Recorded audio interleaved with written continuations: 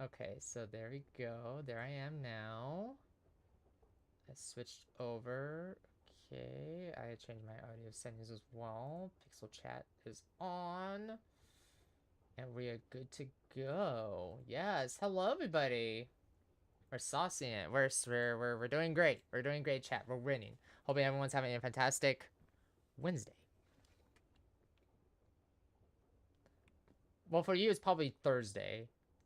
Today it's Wednesday. You're living in the future. I'm from California. Oh, okay. Oh no. Oh no.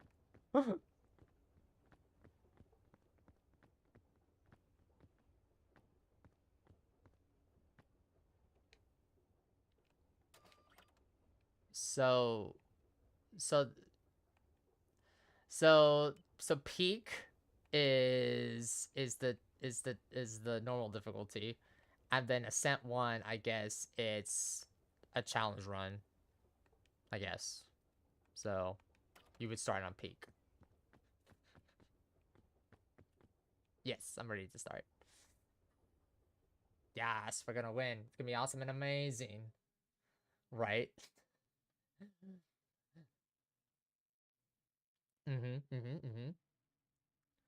And also, once again, thank you to Dimbywimby's community and Dimbywimby for inviting me and my community for today for some perk.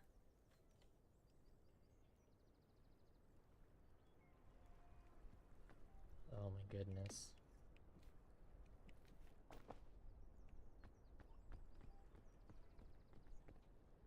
So fun fact. Yes. I'm so yeah, this is so great. I am I am a troll though, sometimes. Sometimes.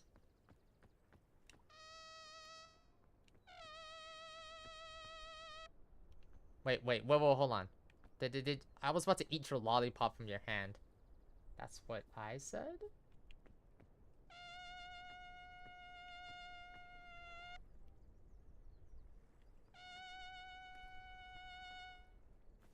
Yep. We are definitely gonna need it. The one thing I still remember about Peak is that there is a fog that will kill us. Um so we got to move it.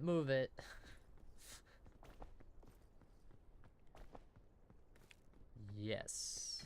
And we also got to make sure that we have enough food and water to survive.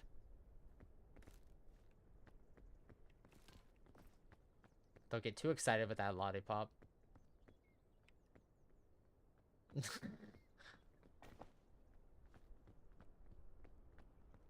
Yeah, well, let me try it. Yeah, yeah, you were correct. Okay, I'm gonna store food in here, so that way I have space.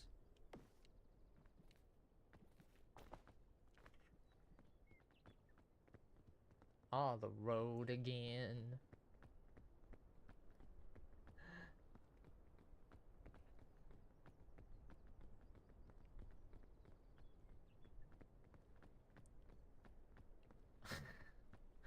Where I live, it's just it was just so cold, but now like the weather is kind of catching up.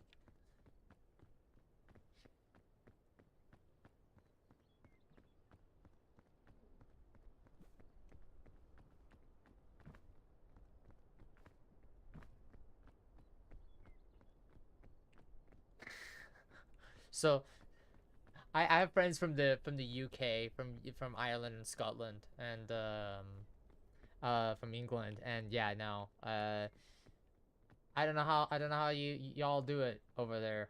I would just be so miserable. I will just be so miserable. I'll be like, bruh, this is so cool. Like, I'll just be a couch potato. Just be like, yeah, no, I'm just gonna stay here. Hmm. Jellyfish.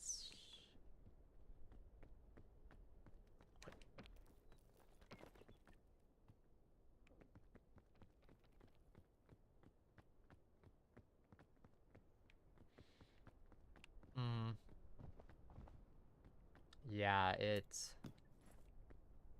And a lot of stuff. Holy crud. There's a rescue claw and a rope cannon. Ooh, we're gonna need that. Oh, wow. They're really giving us a lot of stuff. That's... I guess that's good.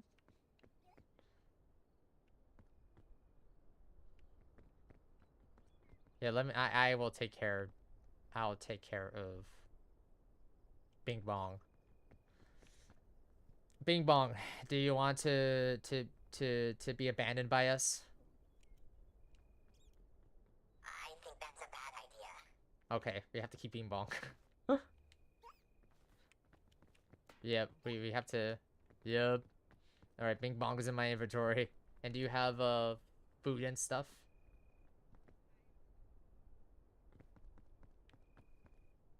Okay, cool. When we get to the checkpoint, there should be another backpack so that you can use it. Yeah, and a reset. And a resurrection. And a bunch of things. Oh god. Thank you, Santa Claus.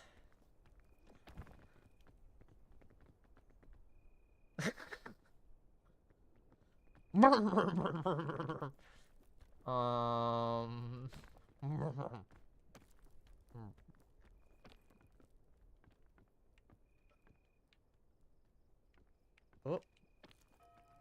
The fog rises. Yep. You have to keep on moving. Oh. Oh, oh.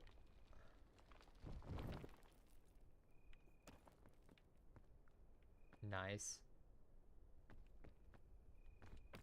Okay. I'm gonna need some... Okay. Yay. And the crowd rejoices. Yay.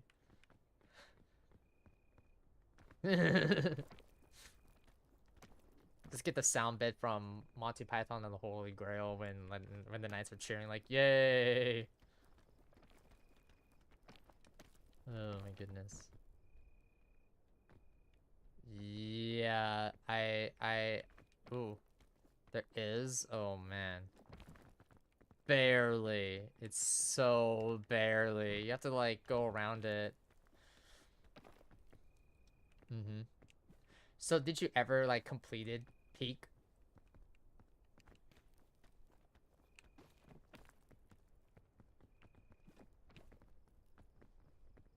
Mm-hmm.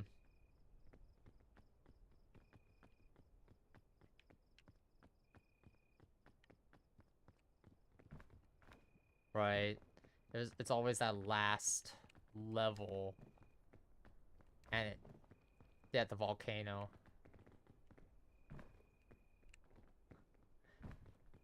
That was the volcano level.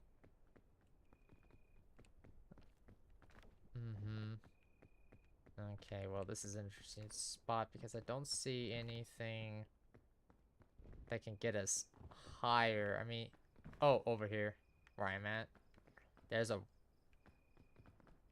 jank path.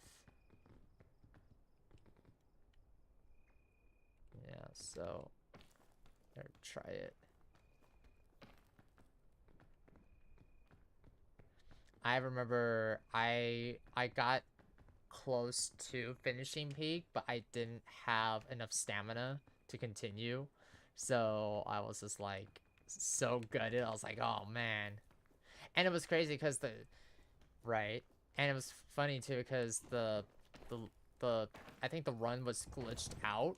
So basically we were kind of getting a free pass to in some instances. But the stamina just absolutely killed me. I was like, yeah, no, I can't do it. This...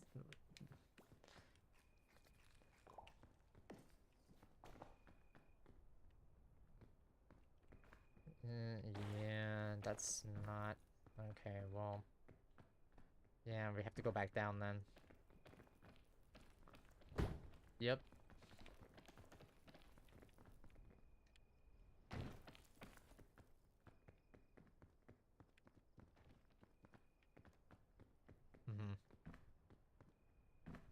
Ow.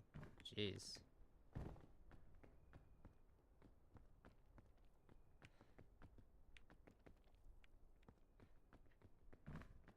Right.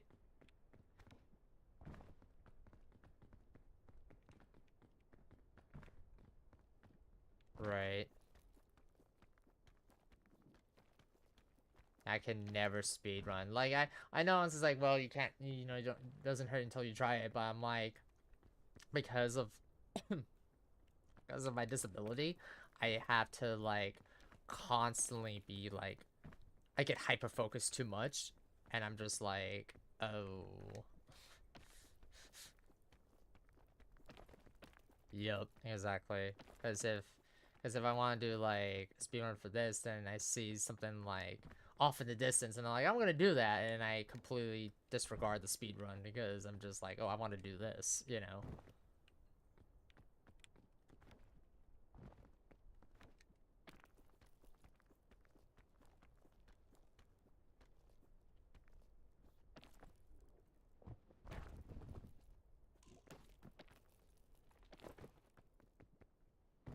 Right? Oof. Yeah, this is not looking good because now this path doesn't have... It kind of does, but the path up has... Well, there's a lot, and I have to like... Okay, I'm just gonna have to drink the energy drink.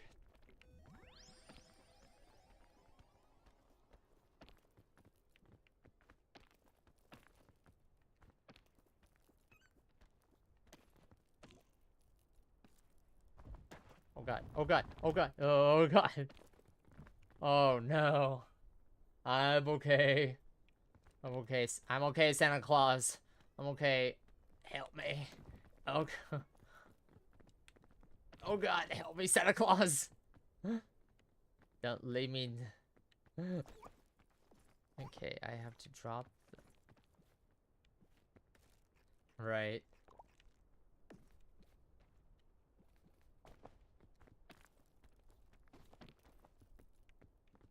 You're good? Right. Let me see if I can get over here.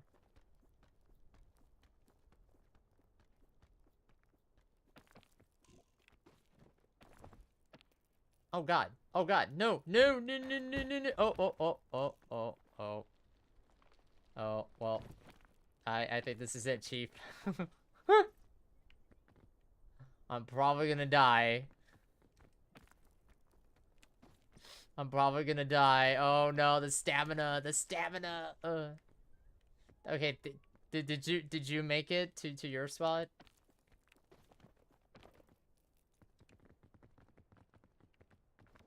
Right. I'm coming? Yeah. Oh god. Hi. Okay, I don't want to use the rope cannon yet until I absolutely need to.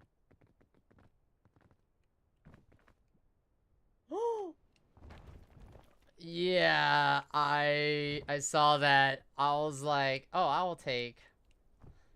No, that's totally fine. Well, I know, right? I'm gonna have to. Well, let me try one more way. As long as somebody like gets near the campfire, you can revive somebody.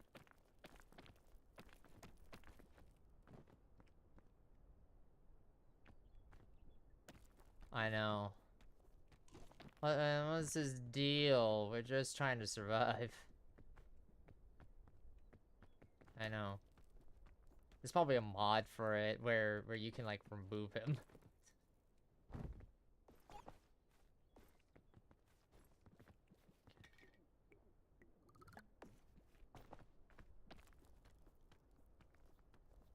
Hmm.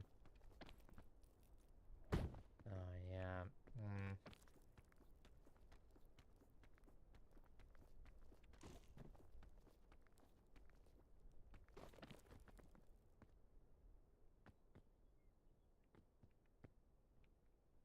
Hello, Blight Dragon. Welcome on in.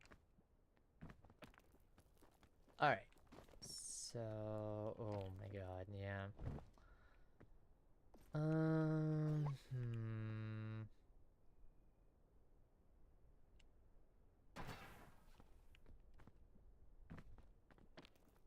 Cool.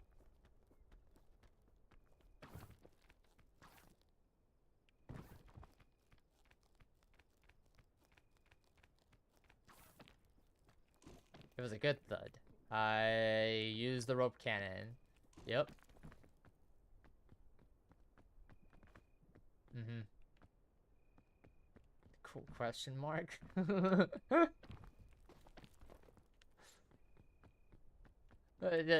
it's fine. It's fine.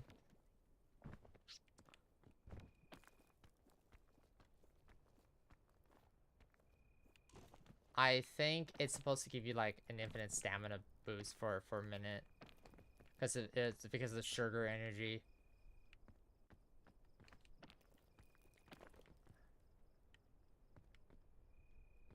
Oh man, we're back here. Yeah.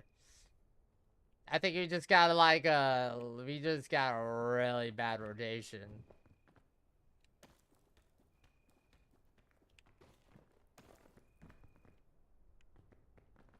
Right.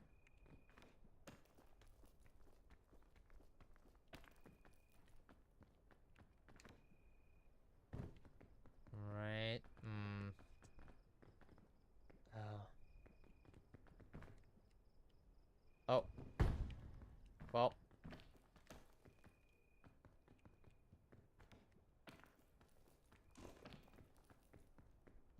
My god, I've taken so much damage. Well, the game is killing me, but... this is fall damage. Right. Now there's got to be a proper way to get around this. Oh, okay, I kind of see a way around. Oh. I'm right behind you. Hello. Hello.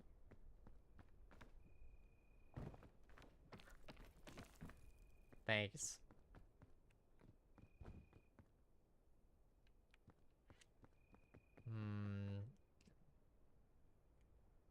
That way, I guess.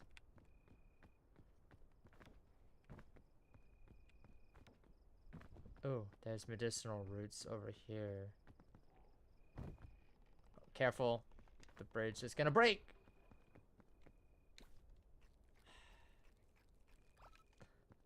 Uh-huh.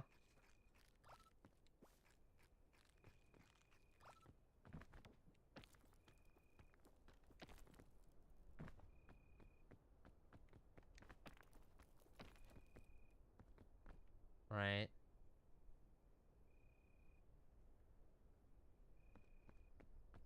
Oh yeah, here's a better path. Here's a better path. Wow.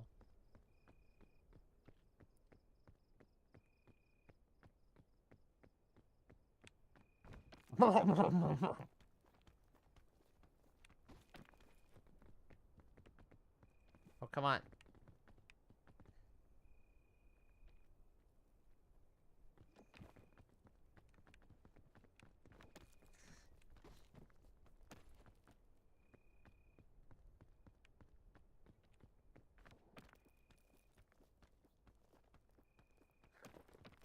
Right. Oh my goodness.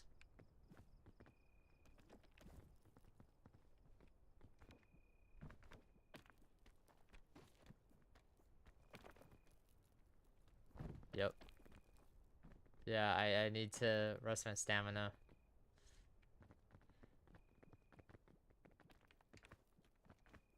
As long as somebody makes it to a stable...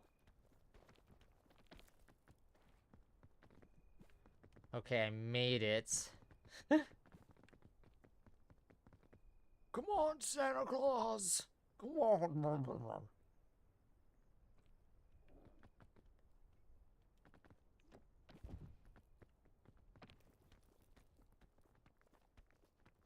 That sounds like a joke.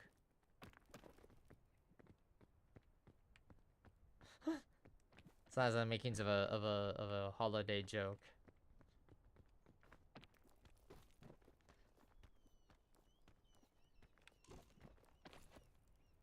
Oh my god.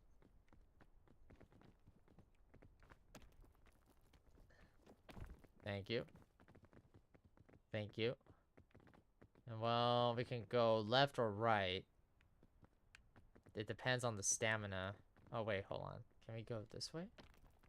Oh, we could, but it's gonna be a little tight.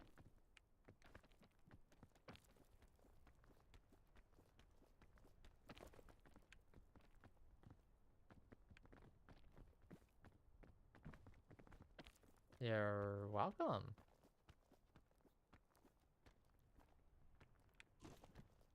Oh no. So close, yet so very far away. Well, the thing is, this is where we gotta go. And let's see if I can try to... Oh, I made it. Yes. Barely. Come on. Come on, Santa Claus.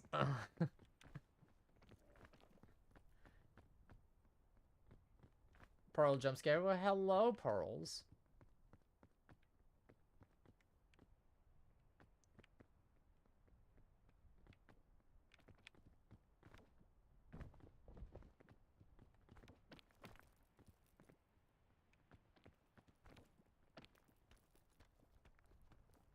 Yes.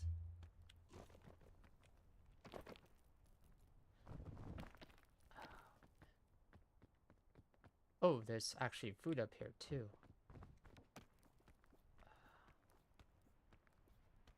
Ah, damn it. I can't even get the food because the stamina's low.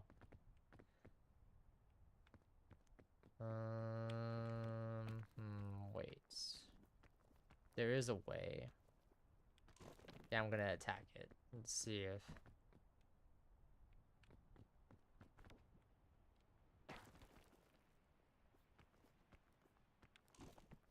Yep, nope. I don't have enough stamina. I do not have enough stamina for that. Yeah, so we're just gonna have to keep moving.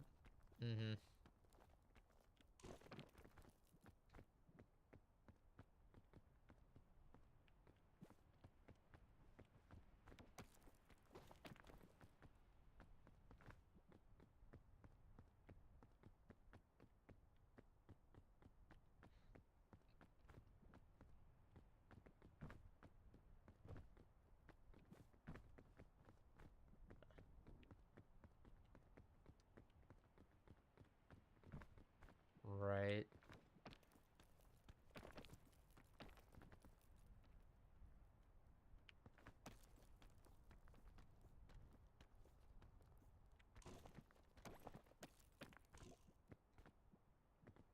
I made it up here. Oof.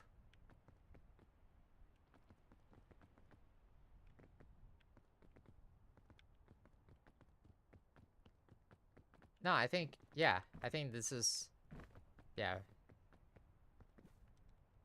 Oh god. Oh.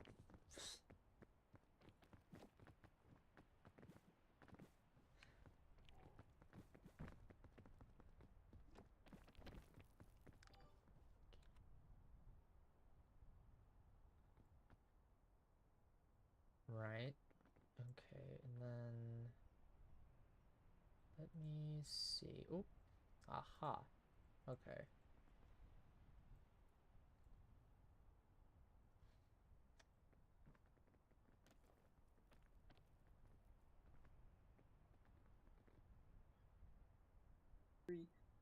Alright.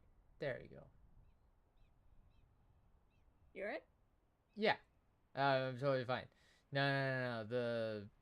I updated a thing for OBS and the Discord audio mixer wasn't coming in, so you couldn't. My chat couldn't hear you. You're just talking to the wall. Right. Let's Streamer is go. not crazy, I promise. Right. That bush is God, evil. I can't just make can't prove it. Guys, Dimbywimby is a figment of the streamer's imagination. Call for Right. help. Yes! Come on. I think, on the topic of subjects of imagination, I think the funniest thing, I'll say, funniest relationship with a person I've ever encountered was, there was this kid in high school, and I didn't know his name, and he didn't know mine. But the bit was, whenever we would pass in the hallways, we would pretend we were figments of each other's imaginations, and that was it. And I never learned that kid's name, and I graduated before I ever saw that kid again. And any time I tell that story, people are convinced he actually just was a figment of my imagination. The campfire. Yes. You made it. We are free! Are we free? Are we really free? Bing bong. Is anyone truly free? Oh, okay. Oh my god! Okay. That's true, there is the rest of the run. We're only free of the beach. Oh, we missed the luggage. Hurting my heart. Have you considered the possibility that you were the figment of his imagination? That's deep. Oh my god. That's I'm really fake, deep. I'm not real.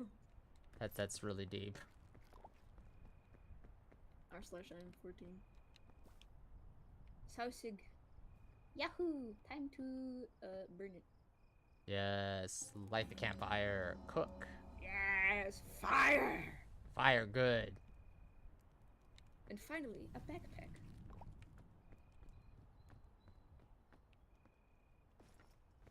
Tropics. Okay, so this is— oh my god, there's already— what the fuck was that?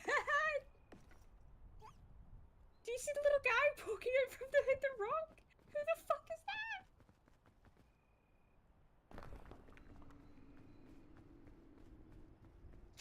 What the fuck is that?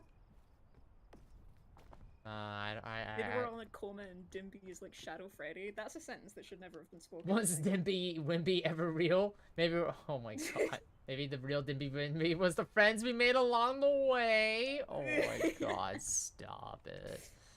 That's it. We're retconning all of my Vtuber lore. The Vtuber lore is now I'm a figment of chat's entire imagination. Jeez Louise. I swear there was a little creature popping out from behind this rock. I swear to God. Okay, This game well, hates me. we need to make it over there. It's true. This looks scary. Down we go.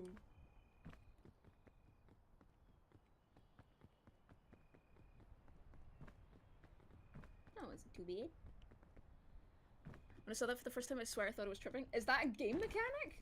Did they put that in the game? We're Oh, actually I don't just think they all moved it down. staring at our dead phones right now. There is no stream, guys. We're all just tripping balls. I love Noah's perspective. We're in the we're really in the Matrix chat, and Morpheus is gonna come out and be like, "Hello, Neo. Get away from me! Get away from me!" When you're a streamer, you have two choices. You can take the peak pill or the repo pill. Right. It's the two games you're allowed to play. Oh. What does the rain do? I don't feel like I've used this. No, I don't think. Yeah, I earlier. don't think the rain doesn't do anything. Food. Yum, yum, yum, yum, yum. Let me put it in my backpack. Ooh. And antidotes. That would be good.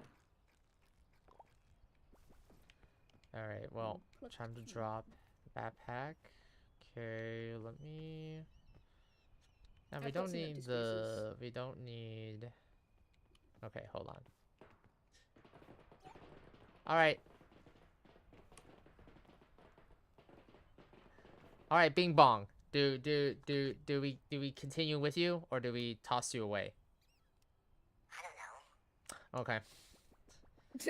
Not even he knows. Wimby's first time peeking? Without being handheld, yes. Without being tutorialized, as it were. Angle, well, come on in. Yeah, this is, yep. This is Wimby's first steps into a much larger world. That is A perfect! world much larger than I. Yes. Okay, Okay. the pittons are there for, like, an extra, like, you know, boost. Climb thing. Yeah. It gives you something to hold on to. Remember Oh, Peggle particularly 2? itchy doors. Remember that time you guys left me to die horribly in the cave alone? What the heck? It's from a different peak stream. We just gave up on them and kept moving and they died in a cave. Wow. I know, I'm the best friend ever. Yeah. Oh, my frame's like tanked. First steps into the pain known as peak. Yeah, it's always pain. I'm like, bruh, like, this is pain right here. You got lava that doesn't make any sense. You got Thorns. antidote. I think I know what's here. Arachnophobia warning for anybody in chat. Ooh, that's true. Yeah. Okay, well, There are spiders in this game. There are spiders. Yes. I didn't go around this way. There's a little path. My god. That's my dog barking. Oh, I've found Something? Why they don't call an I think Uber? Are they still? Well, there's spiders. They're spider. Ing. Well, Spidering around? well, I was spidering around. Yeah, there you go.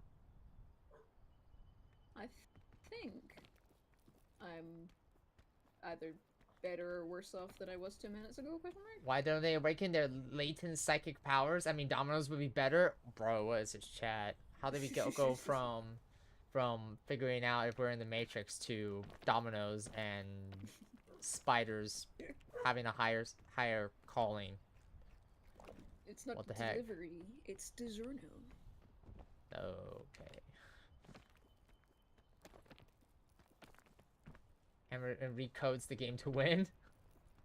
Oof. I just snap, like, I manifest a cartridge and slam a Game Shark on top of it.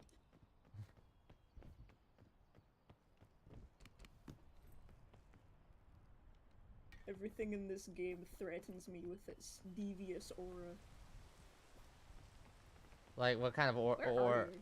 what kind of aura are we talking about? Like Theo Brando aura from JoJo's Bizarre Adventure, or are we talking about just like aura in general? Green aura with flies coming off of it. Okay. I'm on top. I'm on top of something. Raises my eyebrow. I'm somewhere.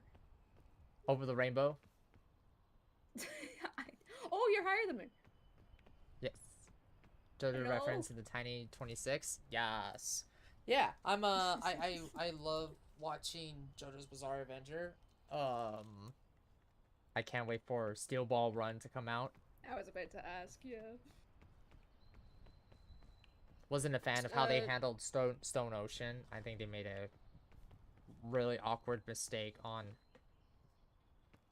releasing shows.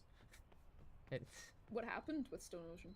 So they did Steel Ball Run, yes. So Stone Ocean was released in 2 parts, but the issue was Stone Ocean was released in like 1 year, and then it took like 2 years for the second part to come out, and I was like, bro, why can't you just do everything all at once? It was sort of mid. Yeah, it was mid. I never read Steel Ball Run, so it's gonna literally be my first like look into Steel Ball Run as a viewer. I know I said I was supposed to like start getting into like reading more material and stuff. I just haven't really started to commit. Amazing part 5 was... Part 5 was... Golden Win, right? Part 5 was Golden Win, right? I think part 5 was Golden Win. Oh, I've lost track of you. Where have you gone? I'm dead. I'm almost Huh? dead. I'm almost dead. Oh, I've lost track of you. Where are you? I'm dead. I'm gone. Yeah, I'm almost dead. I'm almost dead. Won't be the first time. Golden Win, yeah. See, I love... Okay, so if anyone wants to know what my favorite, like, JoJo's Bizarre Adventure story, I think it would be Golden Win. And then, of course, we love the meme of Stardust Crusader, just because the memes. Like, that sentence is all I know about JoJo's Bizarre Adventure, and then, like, that guy gets flattened. That's it. Hmm.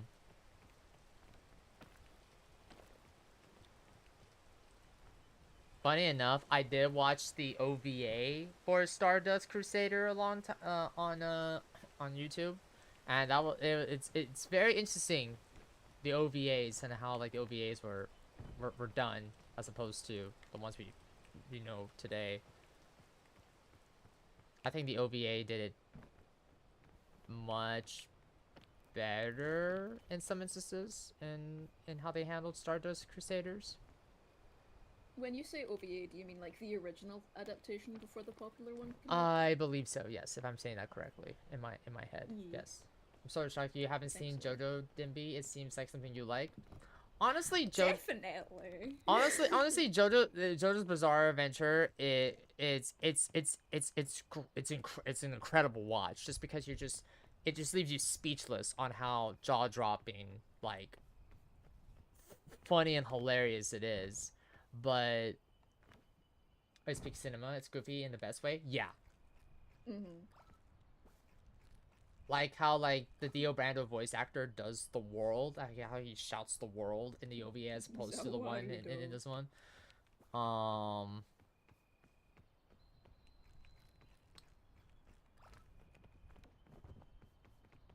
Besides that anime, the only other anime that I really watched was, let's see, it was Death Note, Cowboy Bebop, Mobile Fighter, what was it? Fighter G Gundam, and then I think series 1 of Bleach, season 1 of Bleach, season 2, 3. I don't know. It's been a while since I watched Bleach. I know one of my friends is really into Inuyasha. Oh, Inuyasha was also my favorite too. Yeah. I think like. Yeah. No, go ahead. Sorry, you spoke first. You're fine. And obviously it's like the default answer that everyone says is the answer, but my favorite anime will always be Fullmetal Brotherhood. Well, hold on. But that's like the default answer. Hold on. The original or Brotherhood. Okay, I was gonna say yeah, there's two versions if you don't know, Chad. There's the original one and then there's Brotherhood, and I prefer Brotherhood over the original one. Correct answer. I will debate on this. I think Brotherhood is better. It's not saying that the original was bad by any means. It's just the FMA author, manga-wise, is an incredibly smart woman, and Brotherhood follows her writings more closely. Smiles. Right. Yeah, no, Inuyasha was also my favorite. We all been there when we fell asleep and we hear the ending theme song at 12 a.m. in the morning. Thanks, Adult Swim. Appreciate it. I yearn to have been one of the kids that grew up in Adult Swim, but we didn't have that. We had a channel called Pop, if anyone knows Pop, and it would if you want to talk about trans awakening, has anyone watched Shizao? This is a very specific, very niche cartoon that didn't get very popular at all until people realized sometime, maybe 2 years ago, that it's incredibly queer because it's about this superhero power that gets passed down this line of women in this family, and the main character is a boy and manages to get this power, and anytime he activates it, he just gets full drag. And that wasn't even intended to be like a particularly queer thing, at least not in terms of how it's delivered. But Hmm. people recently like woke up from like childhood reminiscings and went, wait, this is a drag queen superhero made for like kids in the early 2000s. That's like unfathomably based. And I have no idea why they like would have aired it when otherwise studios are quite stingy about that kind of thing. That's actually really cool. There's a film. There's a film I absolutely recommend. There's two versions of the film. There was one that the second one is the second version of the film was redubbed just because of updated language and stuff. But if anyone has a chance, go watch Tokyo Godfathers. That is an I've been incredible. wanting to watch that for years. I That keep trying is to convince my friends that it is a Christmas movie, but they don't believe me. Oh, it's absolutely a Christmas movie. Yeah, yeah. I mean, okay, Christmas tree, Santa Claus. No. It's such a good film to watch. Yeah, this is Um, gorgeous. it like the original version of the film kind of uses outdated. Well, not kind of. It uses outdated language describing one of the characters because one of the characters is trans. But in the updated version, they updated it to be more accommodating to the trans community, and I That's nice. absolutely love it. I didn't know that they updated it, which is no, Tokyo Godfathers is absolutely amazing. Yeah, It's like this year I'm absolutely gonna like amazing not film. allow a skip. We need to watch it. Besides that film, the only other like anime film I ever watched was Spirited Away. I still need to Classic. watch. I still need to watch Princess Mononoke and Howl's Moving Castle. I I keep think saying I would do it, but nope. I haven't done it yet. Princess Mononoke is tied with The Cat Prince Returns for being my favorite Ghibli films. Mm-hmm. Oh, I'm so good. And Is this gonna poison me? No. I recommend to Your Eternal Life for those who like contemplating along with Evangelon. See, I keep hearing about Evangelon, Neon Evangelon, or however you call it, and I'm just like,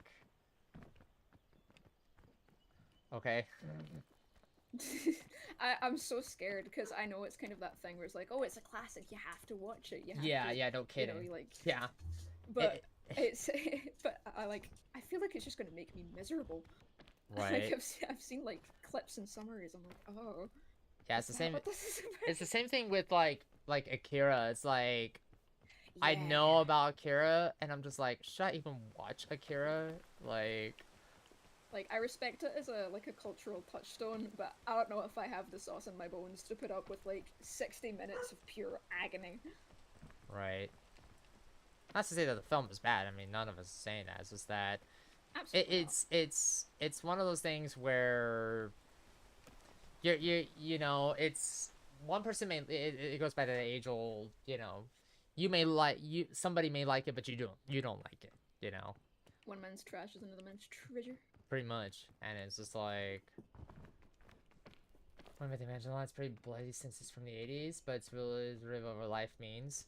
Yeah, like I love, especially for someone who wasn't even around during the 80s, who hasn't even been born yet in the 80s. I was born in the 90s, but something about the art style in the anime of the 80s, you know, it's just something about it is just so amazing to see. Cell animation There we go. filtered through VHS is Cell like always animation. absolutely gorgeous. And that's why I love Cowboy Bebop's art style. It's just so like, oh, this is beautiful. Like, yeah, the soundtrack is amazing and the cast is incredible. But man, when it comes to like the art style of Cowboy Bebop, like, Oh, man, that's because it's almost fell off the entire mountain. it was that was because it was hand drawn. Yep. True. Yep. I have nothing particularly against 3D animation or CGI because there's evidently times where it can be gorgeous. We've seen how far it's been pushed lately with like whatever DreamWorks has been up to, but oh my god, there is such a thing as too much. Yeah. Like, and this is why like a lot of us keep telling people to support human artists, because I mean, nothing wrong with 3D animations. 3D animation's timeless. I mean, look at Toy Story, you know, look at Toy Story and look what they did, It looks right? surprisingly good for its age. Right, and it still holds up to this day. But there's sometimes I think, well, no, not I think, like sometimes it's just best to do hand drawn sometimes. Like the last, like the only other the only three hand drawn films what I would watch over and over again would be Tarzan, Treasure Planet, and and Atlantis. Those are some good picks. Mm-hmm. I don't care like how glazed Treasure Planet is. It deserves all of it, and I will continue glazing it. Thank you very much. Mm-hmm. I think, God, one of my favorite films, and it's like a film my entire family loves, is Spirit, Stallion of the Cimarron. It's not only just an incredibly based film for its messaging, but also that's a film. That's a film I haven't heard for in a long time. Though I know only one person who loves Spirit. You're talking about the horse, right? Yeah, I'm absolutely talking about the horse. Yes, yeah. I only know one person IRL that knows about the Spirit film. Well, sorry, go on. No, go ahead. My mother used to ride a lot of horses, so obviously she loved horse films. She watched War Horse, Black Beauty, and obviously Spirit released, and like I watched that film a comical amount of times as a child, and then so did my sister. Dimby, did you fall off a cliff? No, I'm alive. I'm real. Okay, because Pearl said you fell off a cliff. Pearl likes to make fun of me. I wiggle my finger. Pixie Hollow as a kid, I think. Pixie Hollow? Pixie Hollow. Is that the Tinkerbell film? Pixie Hollow. I think it's. Looking at that guy.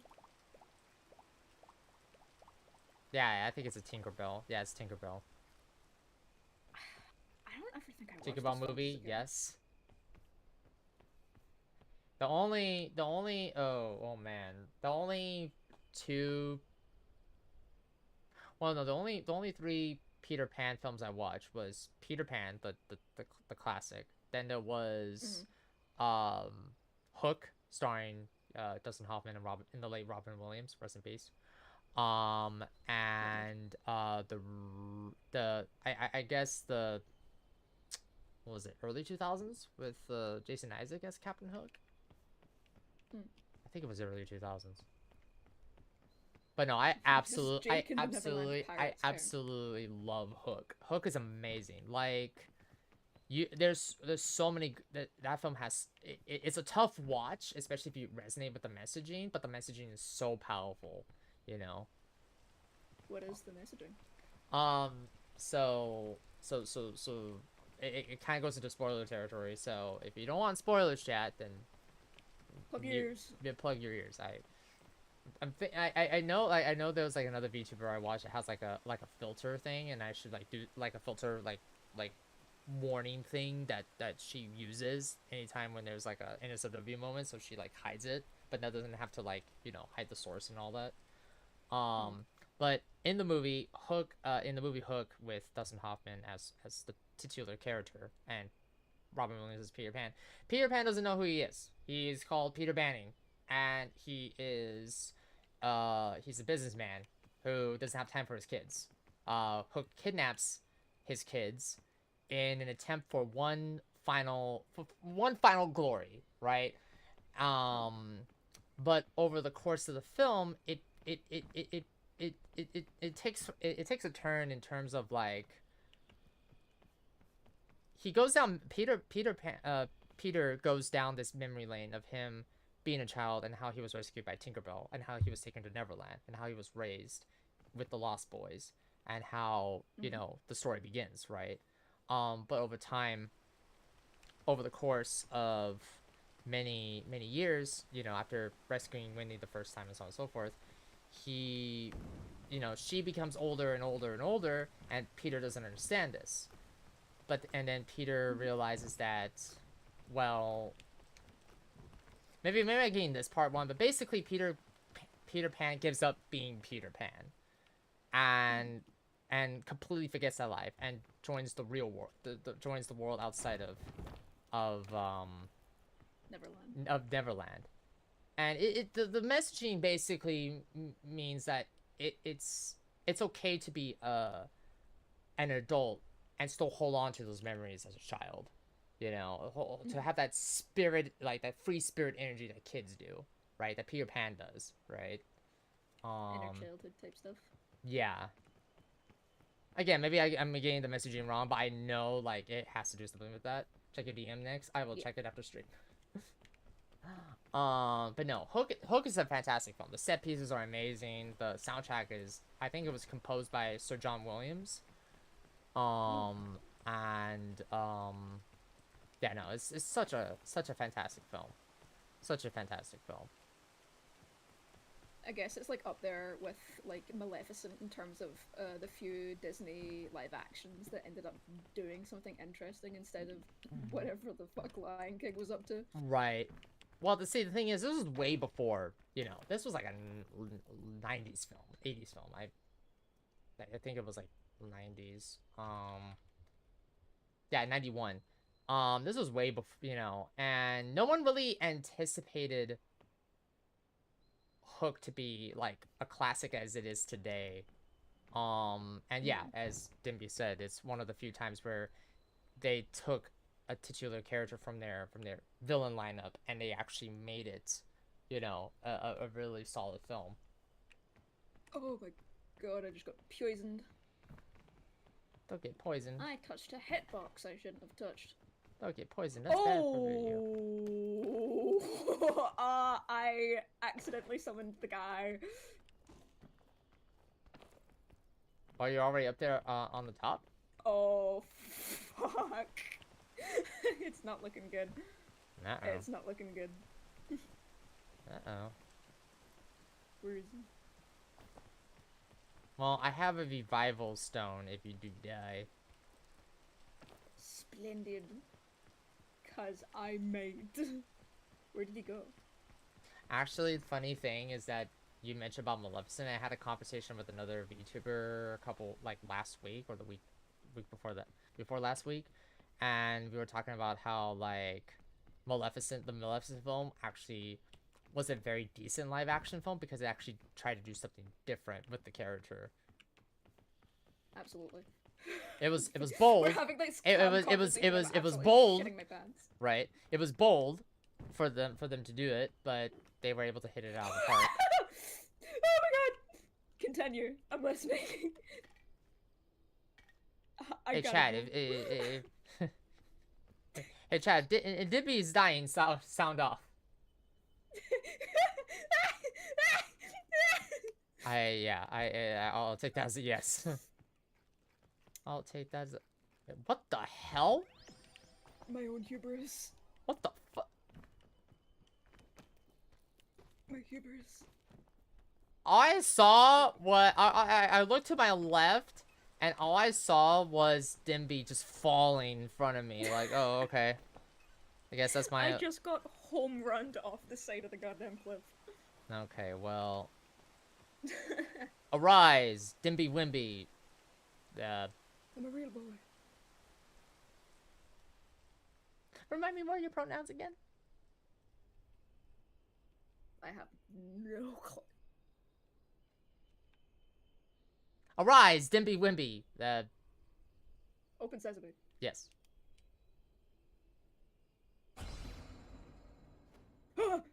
That scared the shit out of me. So, yay! You have been saved. I saw the campfire. I can show you the route? Question mark. Yeah, I'm over here.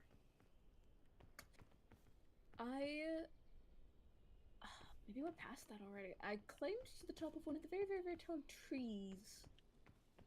And then that let me get... I just need to get orientated with where we are. Yeah, so... my original plan, because there's like a path over here. Yeah. I So think, there's... yeah. Yeah, so... but Oh, no. Help me up. Help me up. Help me. Oh, the rain. Okay, now I remember the rain. The rain makes it slippery for us to climb. Midnight Draman Dreaming. says Dibby getting Adam Warlock revived. Meds does nothing but play Marvel Rivals. She will speak to you in Marvel Rivals terms. I used to play Marvel Rivals. Whoa! You're scampering up the mountain. Oh. Yeah, but I don't have any. I don't have any. I used to play. I think I played only Marvel Rivals once or twice, and that was it. I'm just not. I'm just to play it. I'm just not a competitive So bad, gamer anymore. You don't have it in your bones. Hey, you're talking about a Survivor of Dead by Daylight, so. I think I've played Dead by Daylight maybe 3-ish times. Judge, jury, and 'Cause executioner. Man, I. Both my sorry. No, go ahead. Go ahead. Both my sister and boyfriend absolutely love it to bits, so I've tried it a few times. Hmm. It's pretty fun, isn't it? I uninstalled it. It's scary. I don't do good with scary games, as you can tell.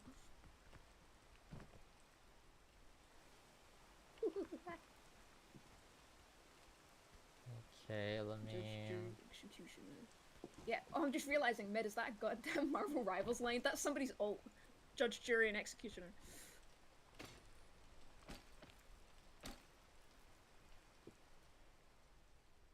I can make it. I can make it.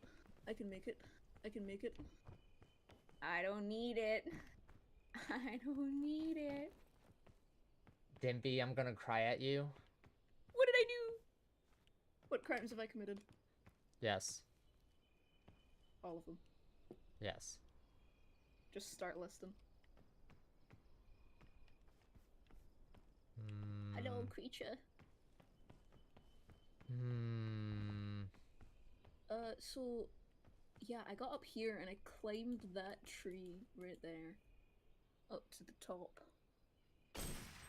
Nah, you just gonna have to use a chain for this one. You uninstalled DVD? I did!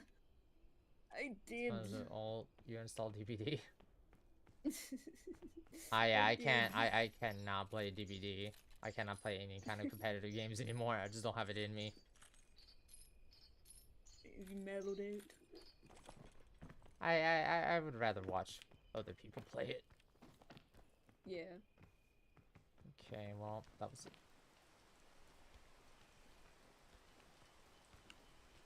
Oh, yeah. Oh, yeah. Oh my god. Yeah, I tried it a few times. It was not my game. I do not have the brain power for Dead by Daylight. That's totally fine. Games like that, it much like with Marvel Rivals, is a learning curve. Yeah. And I think so. The funniest thing with Marvel Rivals, and I had fun with it, to be clear, but it also kind of like soured my opinion of its player base. Was I have a computer that cannot run Marvel Rivals at all, right? 1 FPS, the game is incomprehensible. Well, there I go. There I go. Yep. Oh, did you die? Yep, I died. Oh. I just didn't have any stamina left. Oh, that'll be fine. Everything will be fine. That'll be fine, right? But I tried to play it anyway because I know no bounds. But what happened was I managed to double the kill count and half the death count of the top scorer in the process of playing the game at 1 FPS, and I was like, the game I had played the most at this point was TF2, and I was really used to TF2, and one thing that my friend, I think Squee, pointed out to me was that TF2 is a game that's old enough that it's teched to shit. Everything has a thing that you need to learn, and Marvel Rivals doesn't have that yet, so it's still within the realm of I can aim at someone and they explode. I remember playing a little bit of TF2 a long time ago. I What just did you think of it? I just play the PvE part, the against the robots. Man versus machine. Yep. Hell yeah. I play the I guess they call it the Halloween server map where it's just like endless waves. Oh, God. Oh my god, I'm such a fake fan. What the fuck did they call the Halloween event? Ah, that's gonna annoy me. Squeak's gonna like beat me over the head for forgetting. What is the name of the TF2 Halloween event? Also, Squirrel Girl is busted anyways. Is she just poorly balanced? Because it felt insane that like I didn't even know who I was aiming at half the time and I still top scored.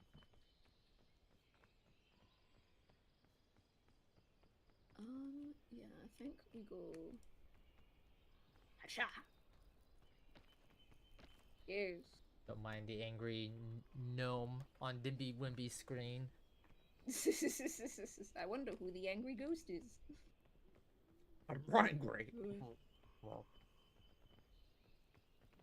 What did I do last time? Did I skirt it? I did skirt it. Splendid. Oh, my frames. What is wrong with my frames? I did get a badge for climbing this tree the first time. nice. Will it give me 2 badges for doing it again? We're getting crusty in the frame department. I wonder what I've done to my computer to make it like this. Ooh, look at you. So proud of you. Yippee! Don't forget to eat. I did it. Ugh, I think these are poisonous. I think I ate these last time and they were poisonous. I need to think of food. Oh my god! Please have food. If you would be so kind. That counts. That's that, you know, that counts. It's fine. Let's see, the I can make time it. I played Marvel Rivals, I think my main was Iron Man. Yeah, Iron Man. Yeah. Iron Man was my main. If it wasn't, then it was Doctor Strange.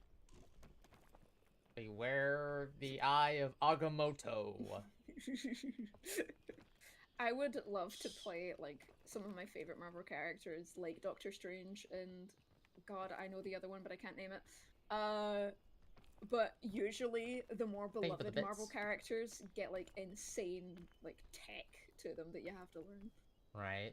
Thank you for the bits, Skyheart Demon. How are you? Welcome on in. I'm hoping everyone's having a Hello. fantastic Wednesday. I hope everyone is winning. Except for me, because We're winning this Wednesday. I'm dead apparently. By the No, but you're eye winning of in my heart, so it's Mama okay. Coco. Oh god.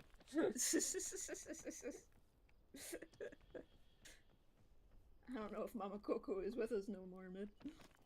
Oof. Am losing hard. Oof.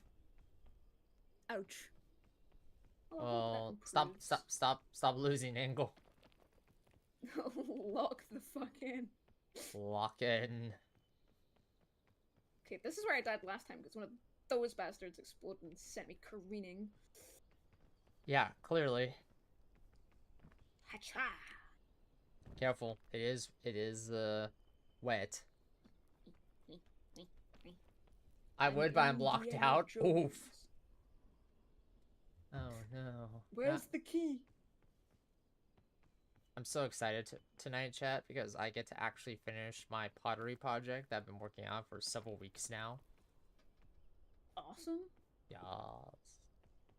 Oh, okay, I'm gonna try and listen to the echoing voice of my boyfriend. I think if I drop this, it'll heal me.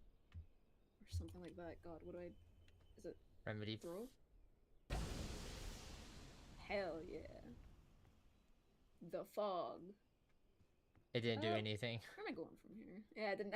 I'm realizing now I wasn't poisoned. Cat took over my arm. Oh yeah, no, that's it, fam. It's game over. Once your cat claims your arm, that's it. You're a prisoner of fate.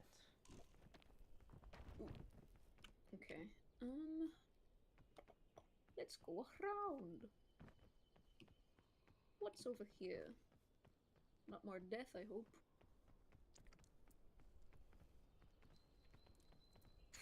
I'm gonna wait till it stops raining to do any risky jumps. Yeah, I was gonna say. Like I'm thinking it over in my brain of brains. Brain cells are buzzing. Oh lord, they're buzzing. Owie, At least my you have a first bones. aid kit. That's true! I forgot about that! Huzzah! My bones. They will be free from their prison. Can you imagine if Dimpy just throws it instead of healing? I fucking would as well. Uh-huh. I've done shit like that before. Oof. It's like, what's this item? I've had- Throws it. What's this? Crushes it in my hands. I've had like the most lethal of repo game throws that I'm very comically known for. I'm just bad at video games, I think is the conclusion. Oh, what happened? I'm trying to think of the funniest one. I know that, so I have a friend that I particularly just play Repo with a lot, and that's Tazzle. You said them at the start of stream. We, are some of the only British people in, our friend group, so we would occupy the early hours of the morning just by playing Repo, basically non-stop. It was almost, like, unhealthy. Oof. And there were so many moments where we would get so... Where's the revive statue? We'd get so preoccupied with bits that we'd made up that 9 times out of 10, something would come up behind us, but I panic. So instead of going, hey, there's a thing behind you, I would usually literally hand off the mouse, point at the screen, I go, there's a fucking... They're dead by then. So like 9 times out of 10, I failed to warn my friends that there's creatures. Welcome Nice. to the land of the living. I have returned. We must get backpacks and what is it? Sausages? It's sausages. It's a sausage and a marshmallow. What would you like? Take your pick. I think. Yeah, no, the green ones are good. Oh wait, I'm no, sure. it's poisonous. Never mind. I will take the hot dog.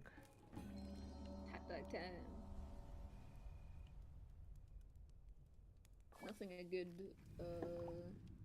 marshmallow can't fix. Would you like the backpack? These peppers would have been good if this was a tundra, because they keep you warm. Also, But this compass. is- Just took What just other cleaned the stuff? house, took the dogs out, and now I'm relaxing for the soda and a bowl of chicken Alfredo. Nice. Sauce. We win these. I will say this entire stream, I have been resisting the what's the word I'm looking for? The alluring scent of the open packet of crisps in front of me. Because I cracked them open and then was like, wait, I'm going live. Oh. Well, if it's a consolation, I usually munch during stream. I am absolutely the type to do that. But I have higher standards if I'm streaming with someone. If it's a solo stream, I will literally say, I'm not sorry, and you will hear me, like, ASMR crunching or something. But I never really do it if someone else is on stream. Because I'm a little food shy. The taxes bit was worse than the back in the day bit, in my humble opinion, given Dimbywimby given to the crunch.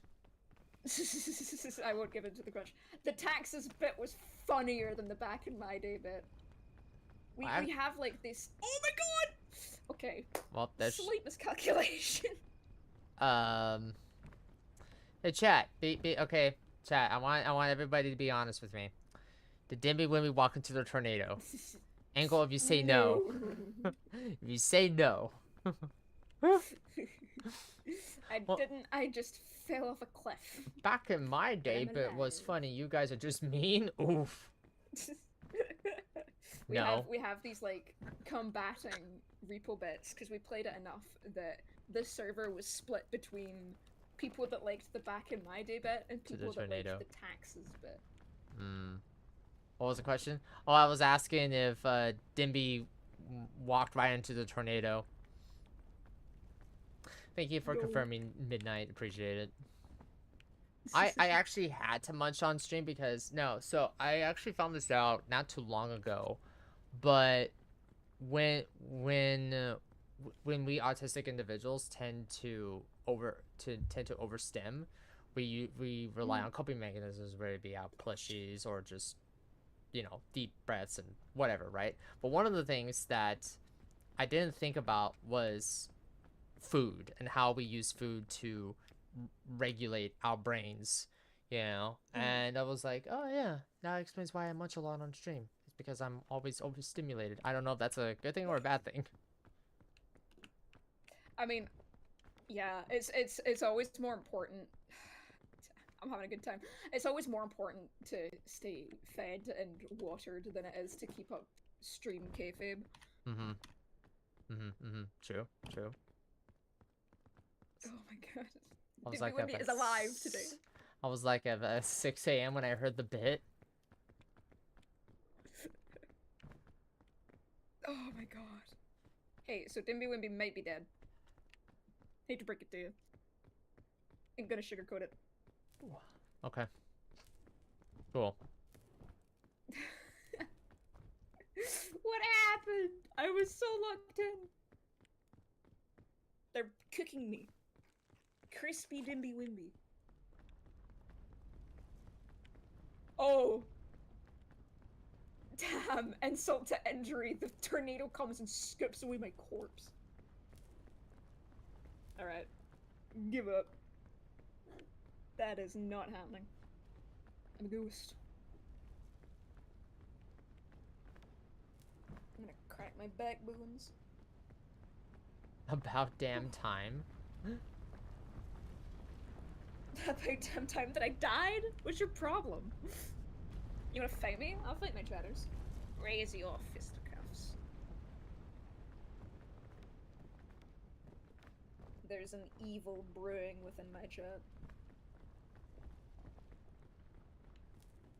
Does it stir in the east? Is it in the lands of Mordor?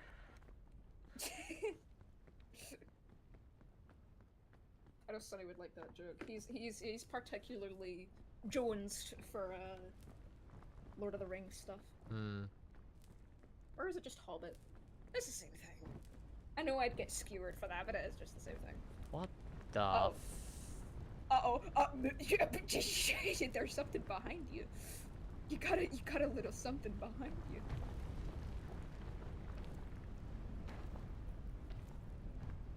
I'll just wait here until the tornado passes. Fuck yeah. Yeah, no, I actually completed the Lord of the Rings trilogy for from the PlayStation 2 era, and that was a trip, bruh. That was a trip. Oh my god. The first game. Look, you can say what you will about EA, but I'm glad that EA actually did Return of the King and Two Towers, because the first game was just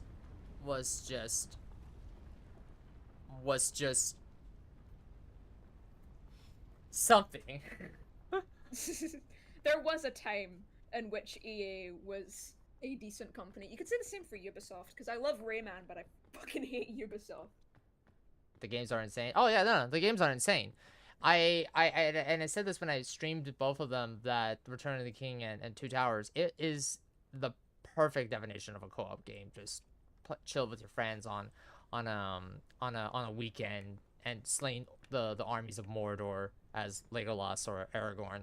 And then you have the first game where yeah, did you know that one time in the movie that you had to like totally rescue your friends, not once but twice but 3 times, and then one of the times Tom Bombadil comes in and starts singing at you all aggressively, like he has this mean mug look, and I'm just like, bruh, like why is Tom Bombadil singing at me? Like, why is Tom Bombadil angry singing? Tom Bombadil's not real. He can't hurt me, but apparently he can. Who the fuck is Tom Bombadil? I thought the stream was dying. Oh, am I gone? Am I dead? Yeah, bro, that's his name, Tom Bombadil. Yeah. Am I a real boy? Yeah, Tom Bombadil is a Hobbit character in the books, and it's nice that they included him, but the way they included him was, yeah, the whole game was weird. The whole game was just weird. You would love Tom? Oh yeah, no, Tom's amazing. I totally think Dimby would love Tom too. You know. Just start speaking about me like I'm in past tense because I'm dead in the game. Dimby would have loved Tom Bombadil. Damn. Then Oh, there's a magic bean. what was it? Yes, I did see the movies in theaters. I didn't see the Hobbit trilogy in theaters. I did watch the extended edition of both the Hobbit trilogy and the Lord of the Rings trilogy. The Lord of the Rings trilogy, the extended edition, is superior extended edition than the Hobbit trilogy. I'm like, bruh, I don't know what Peter Jackson was on, but man, the extended edition felt like it was going on forever with the Hobbits, and I was like, oh my god, can you just finish? You can never say that a Lord of the Rings fan is underfed. You guys have like a comical mountain-sized content to get through. Yep, there's books, there's games, there's D&Ds.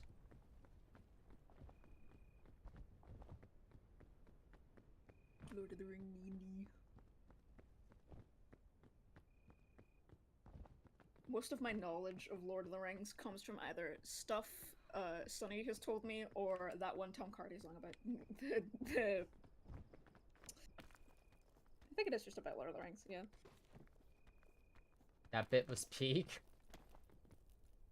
It was what? Sorry, repeat that. It was peak It was- points. Oh my god. Round of applause. Yeah. That's what I'm It was saying. peak. That's what I'm fucking saying. Yeah, no, Anyway, hi Dennis. Hey, Dan Crow, welcome on in. Yeah, no, That's the fabled partner who's correct at peak that I spoke of. Oh, well, hello.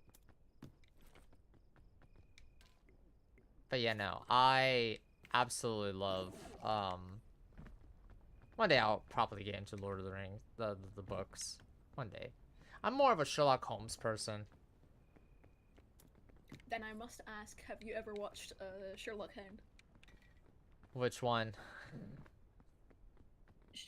Is there multiple Sherlock Hounds? Yeah, there's multiple Sherlock Holmes. There's No, not Holmes. My accent's weird. Hounds, like Hounds. Oh, Hounds? No, I do know of Sherlock Gnome. Which is just the funniest fucking movie ever, by the way, and I'll die on that hill. Also, of course you would, look at you. Sherlock Hound is, I think, and god, I'm gonna get like... The nerds are gonna laugh at me if I get this wrong, but I think Hayao Miyazaki himself made this. It was a adaptation of the Sherlock novels, but they're all furries, and I'm not kidding. That was it. Okay.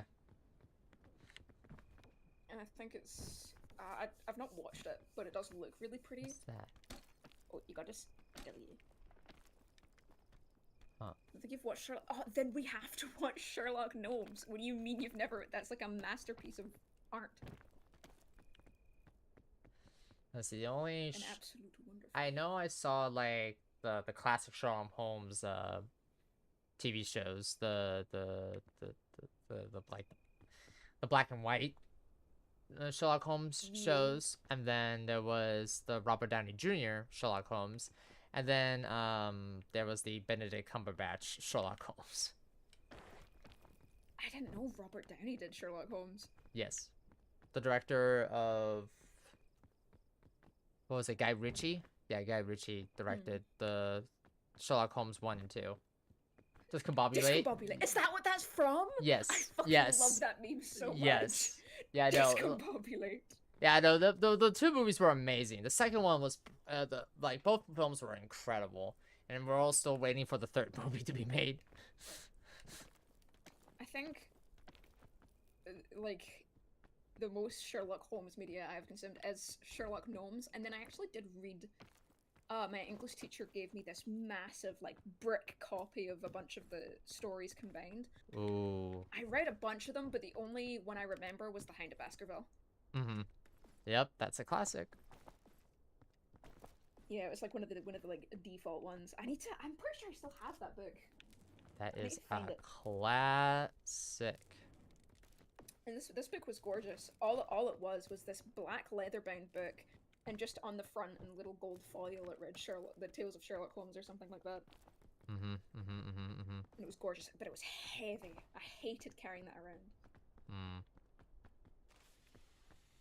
You haven't read a single Sherlock story by TBH? Get on it. Oh my god! Kaboom! I didn't know there was like a dynamite there. What the heck? That's so scary. The only book series that I read was well, it depends on which version you get. It was a 2-volume series called Romance of the Three Kingdoms. That was a fun little Is that book the series. one where, like, there's this, like, photo of the princess? No. That he needs to prevent from reaching somewhere? No. Which one's that? Big Bada Boom.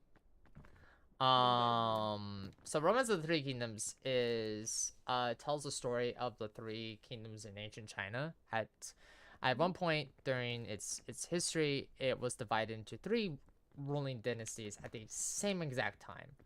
It was also a history. It was also a period of history where you hear the stories of heroic deeds and dastardly villains. It's a very cool read. It's a very cool read. Wow. Obviously, the only book series I have thoroughly consumed to the point of remembering and wanting to continue it is, of course, just Warrior Cats, because what else would I read? Look at me. Hi, Meg! Waves. Actually, no. The other book series I read was the Hardy Boys. It was like a mystery book novel series. That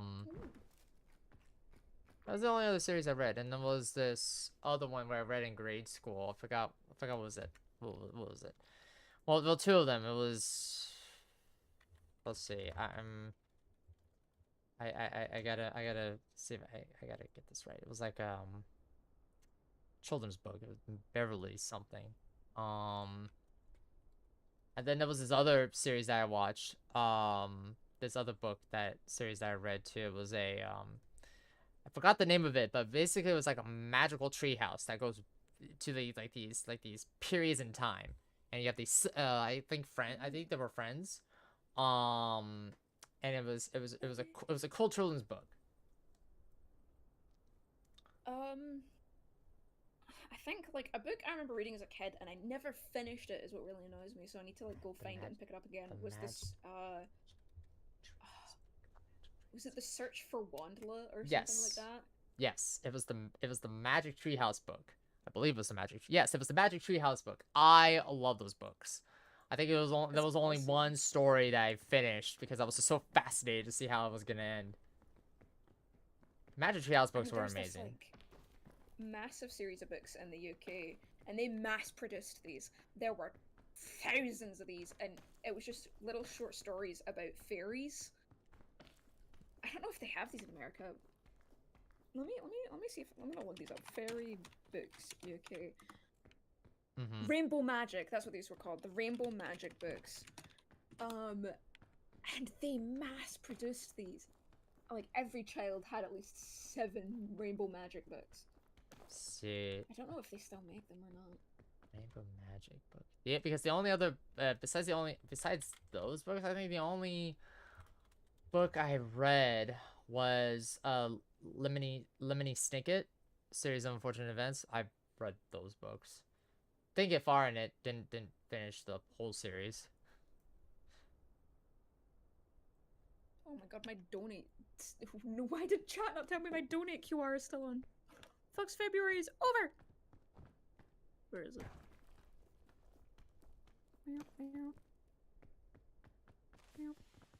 Alright. And the artist does commissions to turn you into a fairy now? That's fucking awesome! There's no way! God, I was gonna say something now, I've completely forgotten. My bones, my brain, my brain. My brain is so empty and stupid. Not the... Oh, the vaguest memory I have of a book I was into as a kid, and I did read multiple of these books, but I cannot remember them now, and I remember them being good, but I've looked on the internet and I can't find them being sold anywhere, because it turns out it was a spin-off of an existing series, and it was this book called Villain.com, or something like that. Mm. And I got really into it, and another one I think was The White Giraffe. Let me go see if I can find The White Giraffe, because that was like a proper book. It is, yeah. That was a good book. Oh, here's an elite ball knowledge test. Who in chat, and you'll know if you've spoken to me for more than 5 minutes, is aware of the book series The Elementary Chronicles? Or if you're particularly knowledgeable about weird Minecraft adjacent media. Because this series is known entirely for its odd covers, and I'll DM you a picture of this for you to look at whenever you want. Its book covers are notoriously hilariously ugly. But before that became a funny thing on the internet to laugh at, I read that entire series top to bottom, and I cried at it because I was a child. But I still hold an odd fondness for it, but it's absolutely, like, not good. And I say this every time. I took one of the books into high school one day just to poke fun at it with my friends, and I flick through the book and I open a random page. I put my finger to a dialogue line. This was completely unprompted, completely random, but I managed to land on the line, "It is the word of the almighty Notch," said Mother Momamba, and I think that's the only thing, like, piece of dialogue from that entire series that has remained in my mind, and that is the entire perception I have of that series that I apparently loved as a kid. Is that weird-ass line.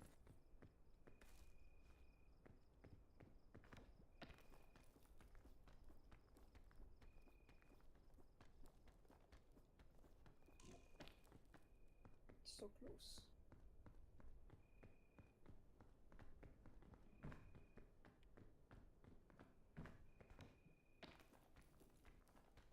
Crack my knuckles.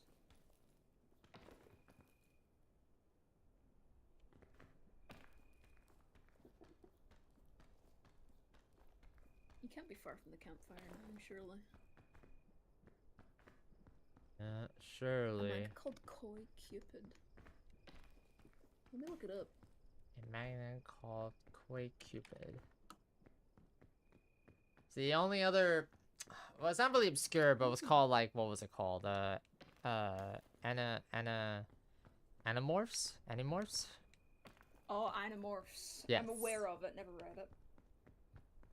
That's the only other, like, series that I've read while growing up.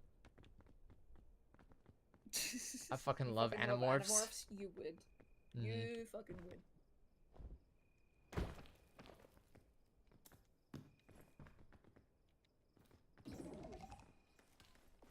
Slick.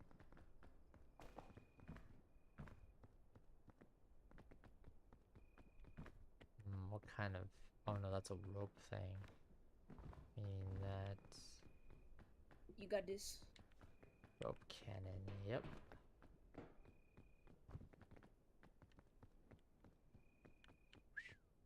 It's a drop. Oh, wait. I'm trying to think if I read any more books as a kid, but I think anything further veers into the realms of comics. I think there was a TV show about Animorphs a very long time ago as well. Yes. Was there? Yes. I remember watching only one episode of it. Oh my god, I'm looking at it now. Yeah. That was an interesting time for a lot Here's of like books being adapted and seeing what sticks the landing and what doesn't. yeah. Here's a very interesting question, and seeing the pictures of the Animorph series reminded me of this. What is your favorite Power Rangers series? Ooh, that's a good question. Hmm. I would say the classic. The originals? Yes, with Rita. Ooh. I think, and this is obviously me dating how old I am, more like how young I am. My favorite is and always will be Samurai. I don't know why. I think the designs are cool. I watched the Samurai Power Rangers. I thought the designs were cool too. I think that's the only one I would watch too because I just love the samurai design of the outfits. It's just so pretty. Mm-hmm. Oh my god, the bomb. I know I tried to play I'm the kind of streamer that likes to play games that just are inherently bad because I find it funny. But I wanted to play the Power Ranger Samurai DS game, but it was so bad that I couldn't figure out how to get past the first level, and I had to pivot game because of how long it took me. There was this one game that I want to, but I don't have it in me to do it. There's this game called Batman and Robin for the PlayStation 1. It's really bad. It's just one of those games. PS1 games. Next Christmas, I know I plan to play the Polar Express game, which I think is on PS1? Question mark. Oh god. Run! It's close. No, so you no, Cho, you don't understand how bad the Batman and Robin game is. It has awful tank controls, awful controls in general. You could literally get stuck in the Batcave if you're not too careful. I don't know how that's even possible, but apparently you can get stuck in the Batcave if you're not too careful. And apparently they had this wonderful, lovely idea that if you drive so horribly in Gotham, the Batmobile explodes, implying that you just killed Batman. Which is wild. A wild thing to do. Fucking like implodes. Yeah, the car implodes. The car implodes.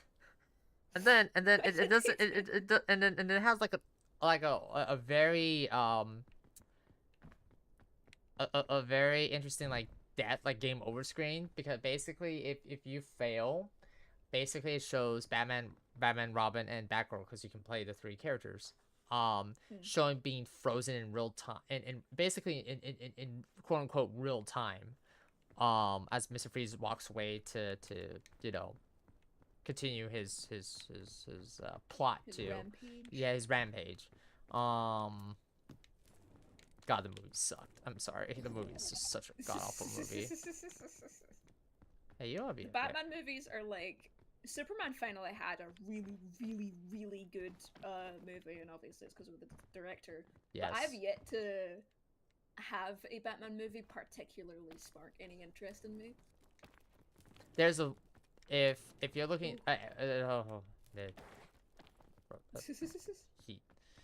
heat's bad, folks.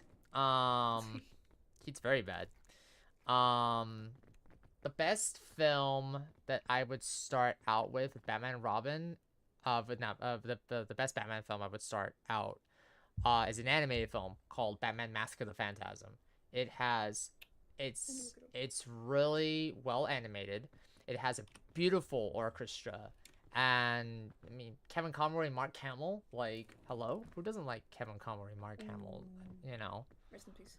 Mm-hmm. Yeah, so this was during the second animated series, question mark? Yeah. No, first animated series. Based on Batman's design. Oh, the first one? Yeah, based on Batman's design. Based on Batman's design and the Joker's design, it's from the first series. The new animated series takes on a more darker turn. Right. Because I'm trying to think about the differences between the one where he's just like drawn very clearly, and then the one where he's got like that red accent. The crispier drawing would be the new animated series, because that's when like a lot of the designs were crispier and more, you know, less I don't know the exact word, like less refined or more refined. Whereas the original series, which can be watched, there's a little bit like less refinement. Here's a question. What do you think about the Scooby-Doo crossover movie with Batman? Oh, it's great. Love it. I'm a big time Scooby-Doo fan. I will watch almost anything Scooby-Doo. I say almost. There's just a few exceptions to that. We all immediately think of the same thing. No one is fucking watching Velma. Yeah, there's a few exceptions to that. No, I would say no, the Scooby-Doo crossover that I was, that was, you know, I didn't even, I knew it was like, I didn't know it was a thing, but it was like a crossover with Courage the Cowardly Dog. It's called Straight Out of Nowhere with Scooby-Doo, and it crosses over Scooby-Doo and Courage the Cowardly Dog. Wait, I didn't know that. The film was definitely a love letter to the two IPs, and also to it was also Muriel's the voice actress's last role before she sadly passed away. It was so incredible to see Courage and Nowhere again. As a longtime Courage the Cowardly Dog fan, it was so incredible to see everyone's favorite. Yeah, Courage kind of falls within like Scary Dog. Invader Zim for like they were kind of neglected by their studios because they leaned a bit too much into horror for the investors to want. Yeah. They're called classics though. I agree with Pearl's comment, and yeah, What's New Scooby-Doo is amazing. What's New Scooby-Doo is amazing if you haven't watched Scooby-Doo Where Are You, the 70s, I believe it was the 70s version of Scooby-Doo, which can yeah, no, I love watching Scooby-Doo. Scooby-Doo is amazing. I think I grew up with What's New Scooby-Doo. I would and if anyone's wondering what my favorite Scooby-Doo animated film of all time is, it's gonna be Scooby-Doo Zombie Island. It will always be Zombie Island. I think it was so it was so incredible to see that they weren't afraid to take it there, especially for a film like that, because no one thought what they did in that film was gonna happen. Like, oh, these are clearly animatronics. No, they're not. They're not. There's no twist. They're dead serious. Real. They're dead serious about, literally dead serious about the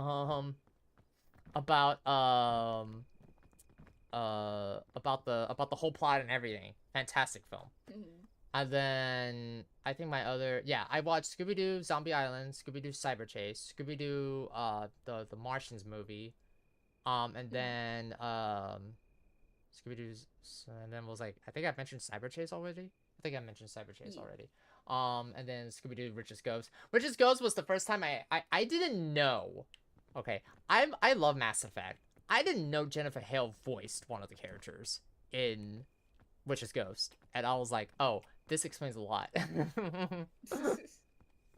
think my mother loves the shit out of Supernatural, and that just automatically makes the Scooby-Doo crossover with Supernatural. Yes.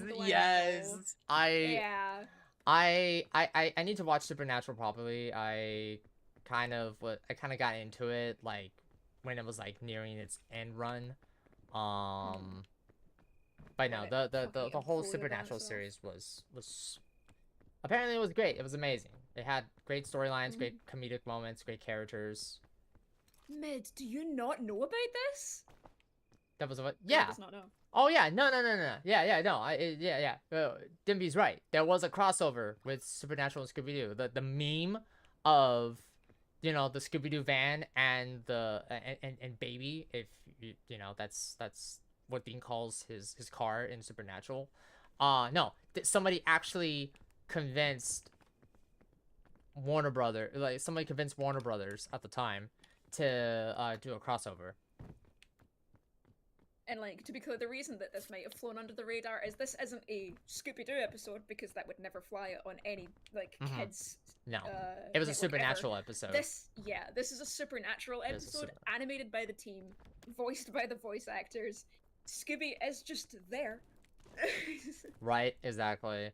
And like seeing like everyone just have fun with the episode, especially Castiel, I was like, oh, you know, they had so much fun with this crossover. It's great. It's awesome. It's also really funny because obviously Supernatural is like a particularly gory and gritty show. Having like the mystery guy react to something fucking real happening is really funny. Yep.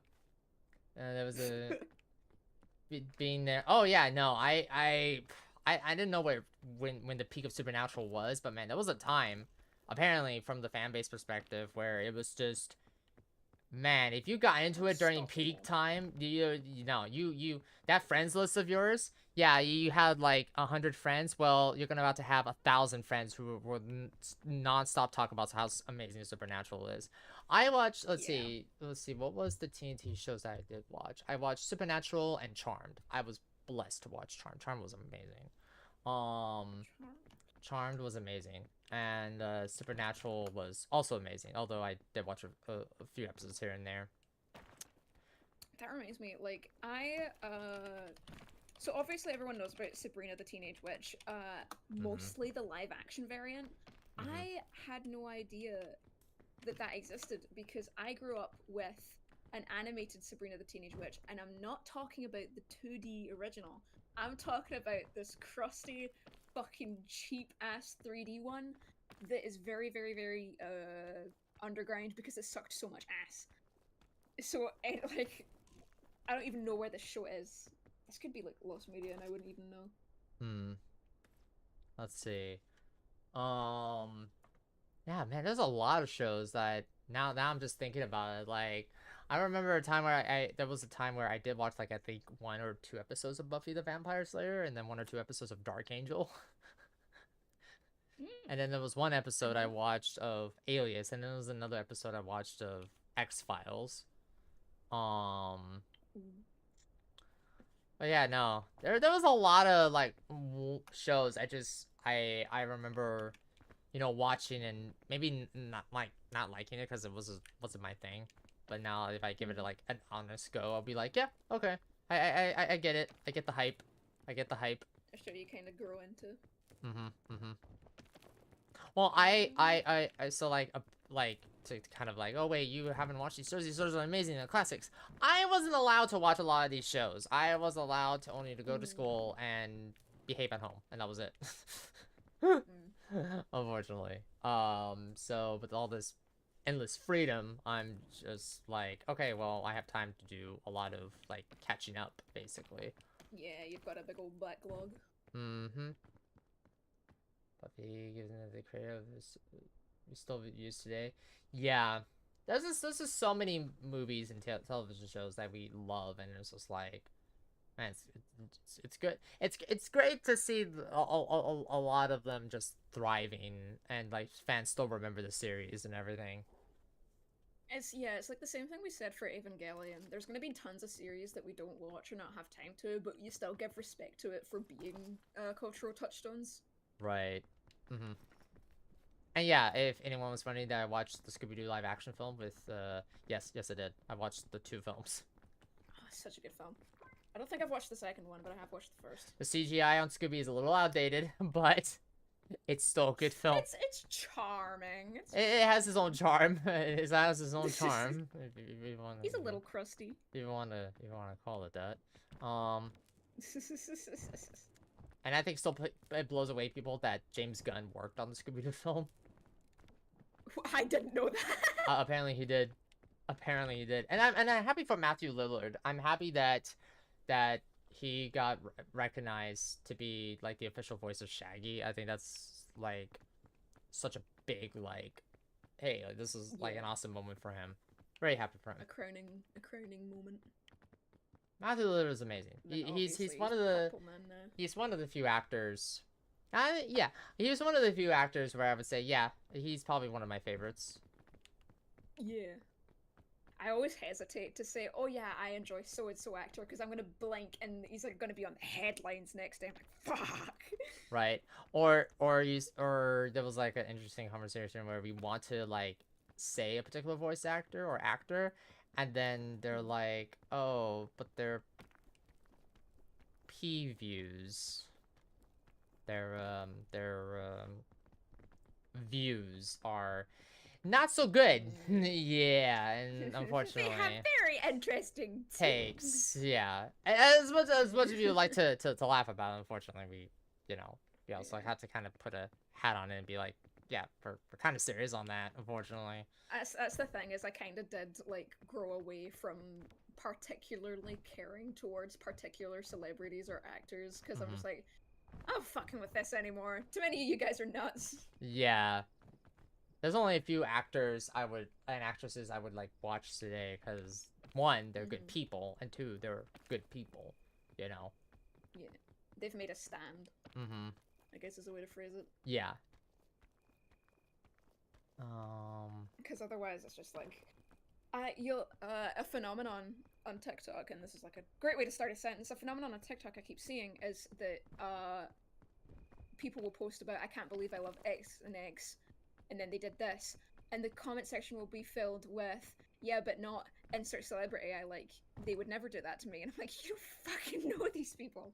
Right, exactly. Yeah, no, I know what phenomenon you're talking about. Yeah.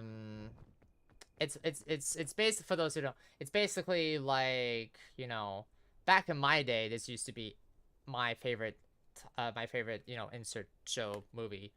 Now, not so much anymore because of certain people and the people holding their views and stuff. So, like, I love House MD with all my heart, but this year I discovered the guy that plays House is a little bit of a dick, apparently. And I'm just like, oh, okay. Yeah, unfortunately. Yippee. Yeah, great, awesome. Yeah, no, put it on the in the trash bin. Obsessing over fictional characters is where is that true? True. That was a good video on autistic coded characters and how, like, you know, Hollywood time and time again fails to like treat autism as a serious topic, but yet Don't we even have get me started on The Good Doctor. we have don't get me started on that. I'm like, we will sit at the fire pit.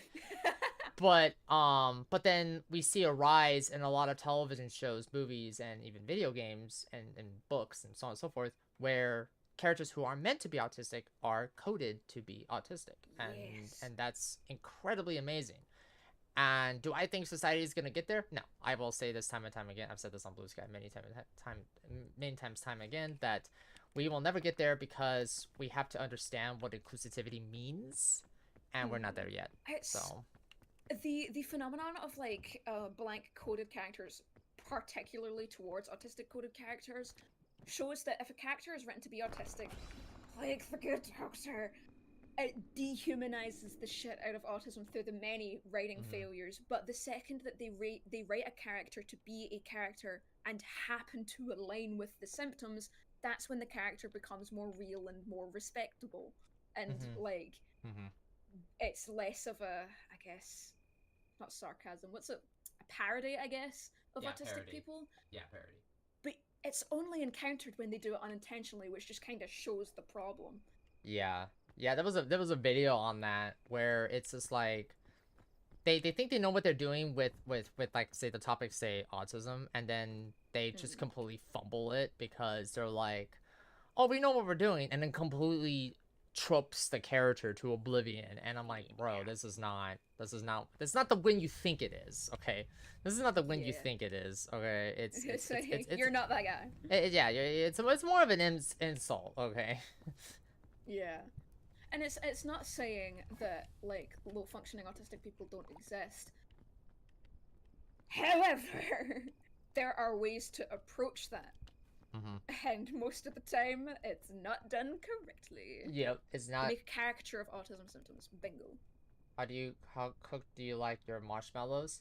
See, I never cook marshmallows. I just throw them in the oven with the chocolate and the graham crackers and I make s'mores. I will admit, I have never had a warm marshmallow in my life. I've been eating them Same. out the packet. But yeah, that's why again, like, you know, for those who follow me, and whenever we do the raid train and charity events for mental health, you know,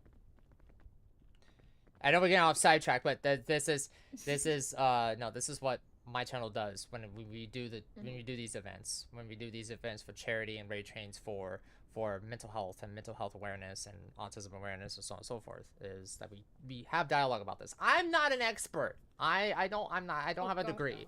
No. I don't have a certification. Please don't ask me certified questions that only a certified person can answer. This is legal advice. You know, we can only give you our point of views, and we can hope that our point of views resonate with you, the viewer and the person who watches the VOD later. All we ask is to, like, be respectful towards disability individuals and just be kind to us. That's all we ask. Yes, there are bad apples within the disability community, but we also have to understand that. How do you define that? How do you like? There was a thing happened a couple of weeks ago, and it goes back to what I was saying about. There was a Hollywood actress who talked about how institutionally we don't know what inclusion means, and anytime when society tries to be inclusive, it's almost like they're throwing a bone at us, and it's like, well, if you truly want to be inclusive, like, talk to everybody and not just the few, you know? Yeah, like the hardest thing that usually minorities, whether we're talking about disability or not, is having to face that proper inclusion means that we're gonna have to look at half the shit you guys have built for yourself and restructure it from the ground up, because none of it is for us. Right. And the thing is, like, and I remember talking to this about another too. But this one has rising lava. If you. Yeah, I'm so fucking cooked.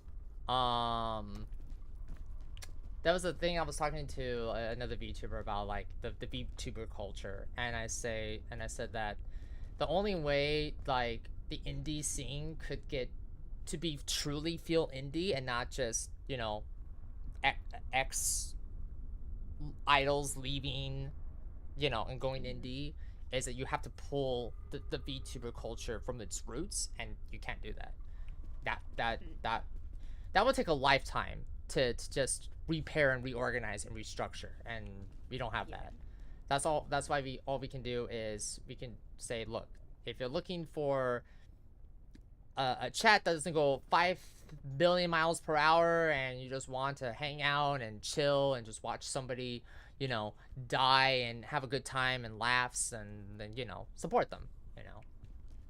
Yeah, it's vitally important, because that is one of the bigger issues when it comes to startup VTubers, is they want to immediately rush to the point of having 1 billion subscribers, and they kind of lose the idea of that journey a bit, because they'll watch the YouTubers they look up to celebrating those milestones and go, I want that, but they got that through that journey, and the part that YouTubers will emphasize but viewers will not hear is the best part about that was reaching that goal, not in the sense of, oh, I have those subscribers, but in the sense of what it took, and like who you met and that kind of thing.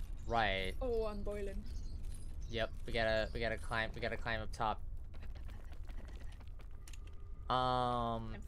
Yeah, I talked about this a lot when it comes to, like, you know, anytime when I see, you know, another VTuber kind of being down on themselves about, you know, not having those milestones, not having the CCV and so on and so forth, it's just enjoy the journey as a content creator. Don't worry about partner. Don't worry about it.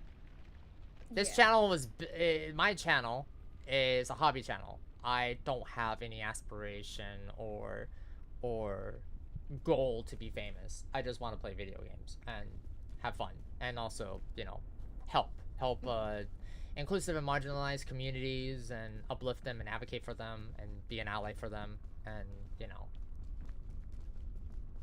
And like indies, talking to indies is so important, because if I hadn't seen Nether's post about VTubers versus Ice Yes. Yep. ages ago, Nether. Yep. I would have Yep. never partook I in know. that, I know and who. that, I know who that is. Yep. Yep.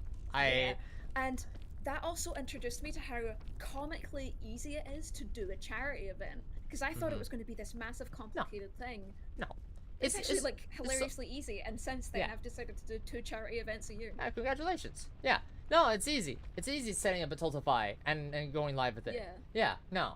One thing I despise that Hollywood glorified to the point where it actual stop is how they rep LGBTQ plus. Yeah. Absolutely. Absolutely. It became like what's the word? I would say. I would like to say stereotype. I said commodity. Having a gay character became a commodity, I think is the word I'm thinking of. Where it's like, we've got the gay character, cash grab. blank first gay character. Yeah, that kind of thing. I think yeah. When it comes to that topic of like, well, what do you think of? Well, I haven't watched enough of LGBTQIA plus related films, because it's either one extreme where they do it respectfully, which is great. I admire that. And then you have the other extreme where they just completely throw it out the window. And I'm just like, yeah. As somebody who doesn't understand social cues, that arena of LGBTQIA plus in film is something I'm not an expert at. So don't ask me what do I think about. 100%. Like, unfortunately, I don't want to say the wrong thing and then just be like, wait, what do you mean by that? It's like, well, I don't know. Okay, I'm watching it from a moviegoer's perspective, and if I can tell that they did it articulately well, then I will say they did it articulately well. But if they did it in a trashful way, I will say they did it in a trashful way. Like LGBT focused movies are particularly hard to digest sometimes, because so many of them are very potently misery focused, and that's like fair, right? Oh, it's a struggle. Oh my god, the rock's on fire. Oh my god. Anyway, but it's that kind of thing where it can be hard to engage with sometimes, where you try and look for yourself in media, and you open like the movie roster and it's like, that's a movie where he dies, that's a movie where he dies, everything's miserable. Oh my god, this rock is scary. Okay.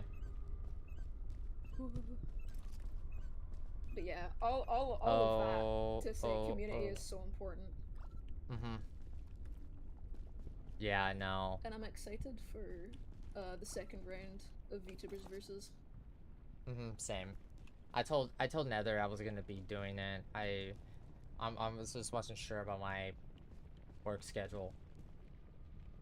In the interview I mentioned with Matthew, he said something, if you keep climbing, you just look up, you never take the time to see where you actually are, to be thankful where you've gone. Yeah, exactly. It's always the journey. Content creators who are starting up should be more concerned about the journey, not the destination. I will always say that. I will always say that. Do not be concerned about being partnered or being famous. Like, just enjoy the ride, build your communities, make friends, make memories, you know, have fun. Absolutely. Because there's, if you're, like, even if you're doing this for work, because I do it for work, I'm fully monetized, all that kind of thing, but if you kind of forget why you chose this way to do it, as opposed to getting, like, a dead-end job, then it becomes a dead-end job. You've put yourself in that dead end. If you're doing something even for survivability from a passion, you need to nurture that passion. Right, exactly. It's not gonna come to you overnight. You have to understand what it comes, you know? You can't just say, oh, I want to be a full-time content creator. Well, you do realize what's gonna happen, right? That's your schedule. You have to look at your numbers and so on and so forth. Yeah, no, I'm not a Stranger Things fan, but I did see that particular the reaction to that particular episode, and I absolutely agree. I think that's the best example of that's the best example of how, like, you have a story here that needs to end, and we threw that moment in And it's like, why did you throw that moment in for that character? I don't quite understand. Like, do you not understand that there's high stakes here? But yeah, we're gonna throw in that moment in. And don't say it's for character development, because even then that didn't make any sense. I'm like, okay, then why did you throw that moment in? Like, you know. I think like one of the hardest things to define in media because of how vague it can be is queerbaiting, but I think alongside Voltron, Stranger Things is the most guilty, very, very clearly, of queerbaiting. Yeah, there we go. That's the word. Of. That's the word I was looking for. Queer baiting. Yeah. Yeah. Yeah, I would it be video games, movies, television shows, books, so on and so forth. Like baiting for brownie points for, you know, for the inclusive marginalized spaces is not how you do it, Hollywood or the video game industry. It's That's not how you do do it. Get ire. That's not how you do it. You know. I can't. And before anyone asks, well, what do you think of Life is Strange? I haven't played it. I cannot tell you if but my sister loves it so fucking much. Everyone says, yeah, I was gonna say everyone loves it, but again, don't ask me. Ask Dimby, because Dimby actually knows somebody who's played it. So I don't know anything about it, to be clear. Oh, okay, then. She loves it very, very much. Okay, then, you know. Oh fuck. Life is Strange's peak. I heard they're making a television show. Good luck to. Yeah, she did tell me that. Yeah. Good luck to the leading actresses, and I hope that they actually respect the source material of game, because that is always the risk, isn't it? Like, because adaptation is you can make way for so much good stuff, but it can get censored into the ground. Right.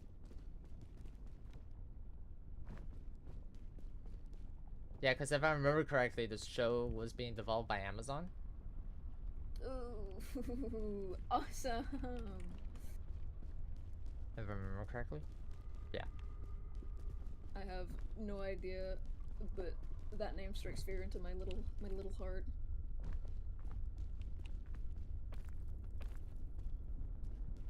Oh my god, I'm gonna burn. Well, I made it over here, so even if like you don't make it, I can. Yeah, it's cooked. Yeah. I appreciate fans for like holding out and hoping for the best, but I would say as somebody who loves, well, recently, you know, Sega and RGG have been very complacent with the decisions for the remake of the third game. They completely butchered the first Yakuza game. I couldn't believe it that he actually did that. Fallout is a better example because a better, like, hey, this is the source material, right? Because it was actually you know, it takes place many years after the game, so they have free reign to, you know, kind of set up the next game and so on and so forth.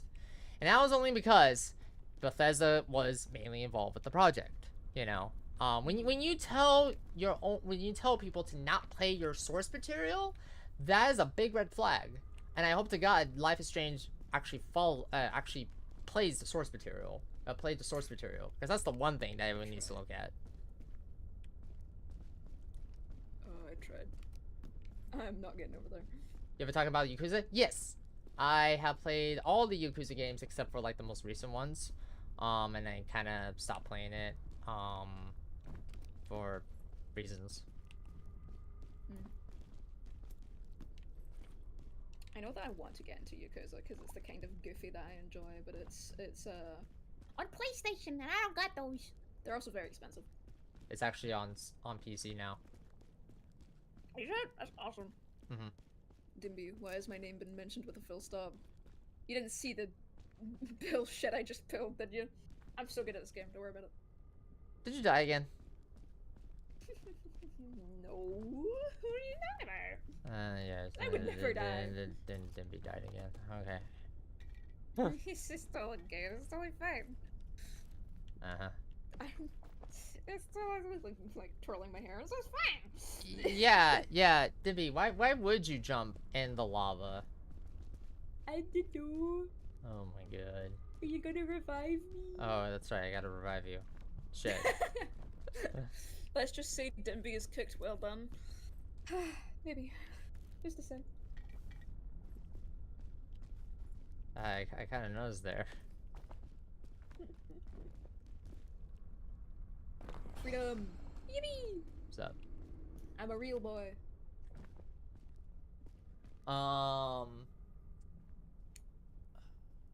Yeah. Yeah, I played through like the Yakuza games and stuff, and then I love Yakuza. I heard the new Kiwami's and that which scares me. But yeah, no, it's not good. For both let's just say they cut out a few things, and one of the characters is one of the actors of that Kiwami was caught in a controversy that I can't say on stream, but let's just say a lot of us yeah, it's really bad. It's really bad. And that kind of made me swore off on playing the games now, just because I'm like, I'm not gonna support that. Like, look, Sega can do what they want, but that's just what are you guys doing? Like, where is RGG and Sega doing? Like, really? Sega, like, I have a soft spot for some of Sega's games, but Sega has always left a bad taste in my mouth. And that's why I've always said, like, many of us that will say this time and time again, don't trust corporations. You know, support your indie devs. No. Support your indie devs. Corporations are not your friends, brother. Yeah, that's never happening. Yeah, that's never happening.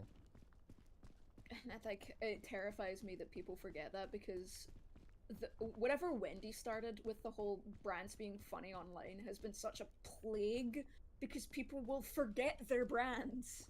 Right. Well, I'm glad, like, Wendy's is actually having fun with it, you know. And yeah, obviously it's a bad taste for the brand too, because it's like, oh well, will Wendy's be remembered as that funny brand that keeps smack talking other brands? And like, yeah, people may not buy their burgers, but it's nice to see Wendy's, you know, taking the dunk on, you know, McDonald's and their other competitors just because. Yeah.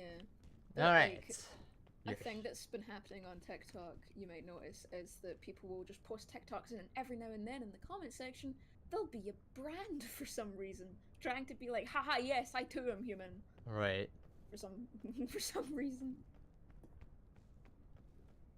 God, I have only played this level like twice.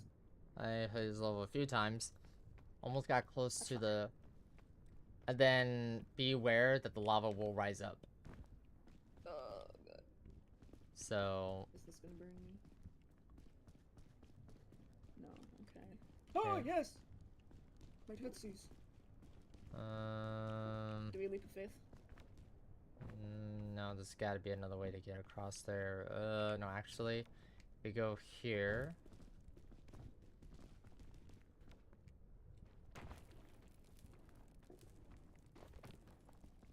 There you go. Uh-oh. Whoa. We're good though. We're good though. We're locked in. We're good. We're locked in. But now... I actually don't know what happened with Sour Patch Kids, yeah, me neither. but I've heard that people, like, turned against them after they tried to do, like, a brand bit like Wendy's. And then, I don't know what actually happened. Yeah, I don't know what actually happened either. I do know that the only thing I know about Sour Patch was through Markiplier, and that was it. I've never tried Sour Patch Kids. Ages ago, I got sent this, like, massive box of American candies. It's alright. It's alright, but much like with any, like, flavored sours, you are gonna have your favorites, and you're not gonna have, you know, you're gonna have your favorites and then not so favorites. Unfortunately. Yeah, this was the wrong path, because I could not see where we had to go. Ooh. Okay, hold on. Let me see. I don't know if I can leap of faith that. I think I'd be risking it for a biscuit. Yeah, we need to get up here. That's above us. You? Oh, not sour? Yeah. Yeah, like sour gummy worms. Like, those are sour. Like, those are sour. To me, anyway. But with Sour Patch, I feel like it's just, like, artificial sour. Like, they just add like the sprinkles on it to make it look like it's sour, and it's like, no, that's not sour. Sour in taste instead of in texture, which is Right. Ooh. Okay, this way. Oh. No, this way.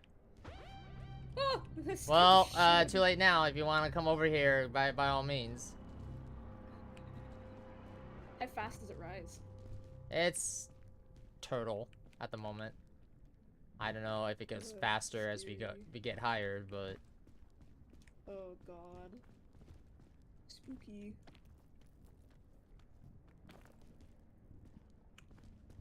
Watch out. Yeah, I got sent a package of American candies. And it was a few of the classic. I had like Airheads and Nerds and a bunch of others. And I didn't like any of them because all of them had this like funny aftertaste. But I remember I was particularly excited to try candy corn. Because you see candy corn as like, it looks cute. It's Halloween, I love it. But I tried it and it tasted like really, really, really sweet fudge. But I had one piece of candy corn and I felt sick, so I hand the packet to my mom, and she looks over it and she's particularly like scrutinous of food laws, right? She doesn't like anything that could have like red 40 in it, for example. So she skims over the ingredients and she puts her finger against the package and she goes, "This is what they use to make nail polish shiner." And I'm like, oh, cool. And I never finished the package. your mom is very smart to rightfully look at the ingredients on the package and chuck it out the moment she discovers sus. Yeah. I don't know, I tried it once or twice. And I don't know when I stopped. Candy corn. Fuck. See you later. Yep, well, there she goes. There they go. Dimbywimby wins again. There goes Dimby. There they go. Yippee! I'm so good at this game. Will Dimbywimby ever beat Peak? We don't know. It's just a curse in my bones to never beat Peak. Right. It's my fate. It's Congratulations. Thumbs up. It's so peak chat that Wimby died. It's so peak that I keeled over. Oh yeah, this might be this. It's always this room. It's always this room that doesn't. I don't have the right tools to work with this climb here.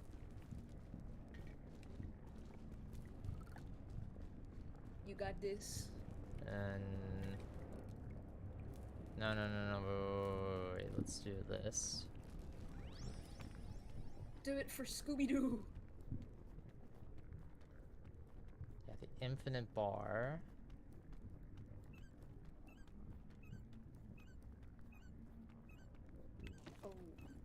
Oh.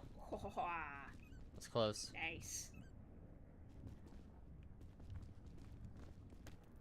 My precious. Why are we my precious thing?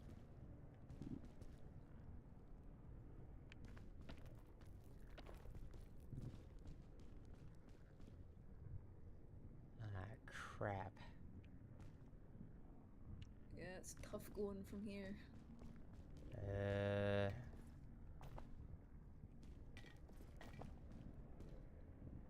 Okay, well.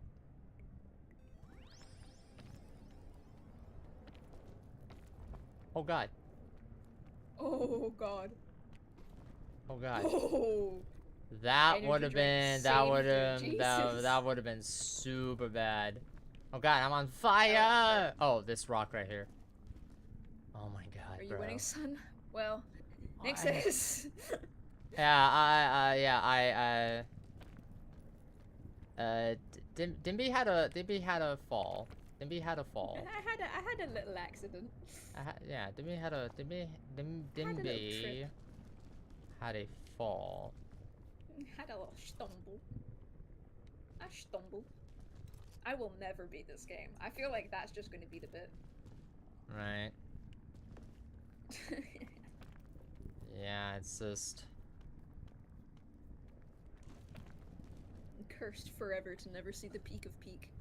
Go, Nick, go! Timmy Oh, took a little thank you, tumble and appreciate then had it. a nice warm bath. Oh yeah, definitely a nice warm bath. Definitely a fiery bath. Roasty toasty. Yeah, roasty toasty bath. Cooked to perfection. Right. No, the thing is, it's like what gets me every single time is that I get too greedy with the jumps. Oh, whoa, whoa, whoa, Oh, whoa. absolutely. Yeah. Oh, hello, David. My dog is here. I see the top. I see peak. You see the peak. Oh yeah, you got this. I believe in you. Oh yeah. Okay. Okay. Okay. David, I love you, David. David is my dog that looks like a bug. Do you look like an insect? Yes, you do. Nice. I don't have pets. You not a pet guy? I mean, I want to have pets one day, but finances, responsibility, Oh yeah. something I'm still working It's like with my... similar to like a child where you can never really morally think of getting one until you're prepared. Right. Yeah, we've had like tons of pets just because my mom loves keeping pets like as a hobby. We've had so many Okay. animals. Right now we're on rats and mice. Oh joy. I'm not a as a retail worker, I do not like rats. That's fair. We're talking about very different rats. The ones you have, I can assume are yeah, very nasty. yeah, obviously. Just It's really funny because we had a housing inspector over, and they were talking about, you know, bringing chemicals into the house to clean some stuff. And Mum goes, "I have rats and mice. Is that okay?" And the housing inspector obviously thought she just meant we're infested. And you visually see her face sink. What do you mean? It's like, no, we just have pet mice. Pet mice. We're not infested. We would have right. called someone by now. The plane blew up, duh. Goddamn. Oh, Rest of oh. precious babies. Damn it. Oh. I think like the only thing I dislike about rodents in terms of like mice, rats, and hamsters is they have this little phenomenon called popcorning, and it's when they get so happy their eyes bulge out their head.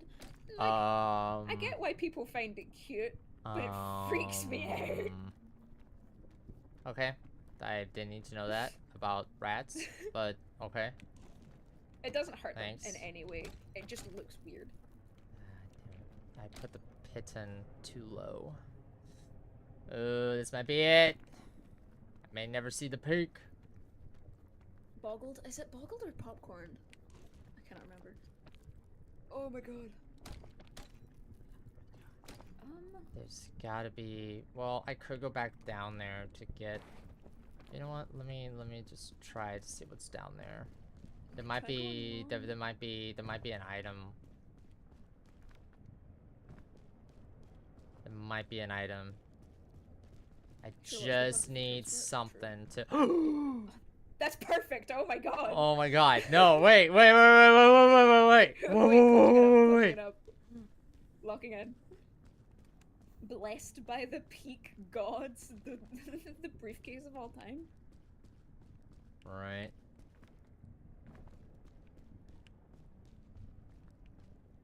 Yep, nope. I can't go back down and get those two. Rip. Rip to those two. Wherever those were, I'm sure they were valuable.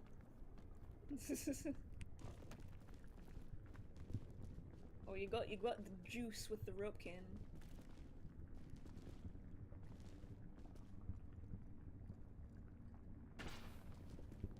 Okay, there you go. Yeah, boy. Yippee! Yeah, but ow. Yeah, boy. We win Oh. these. Oh god. Oh god. Oh god. Eh. God damn it. I don't have enough stamina. That's also another problem. Let me see. Can I... No. Wait.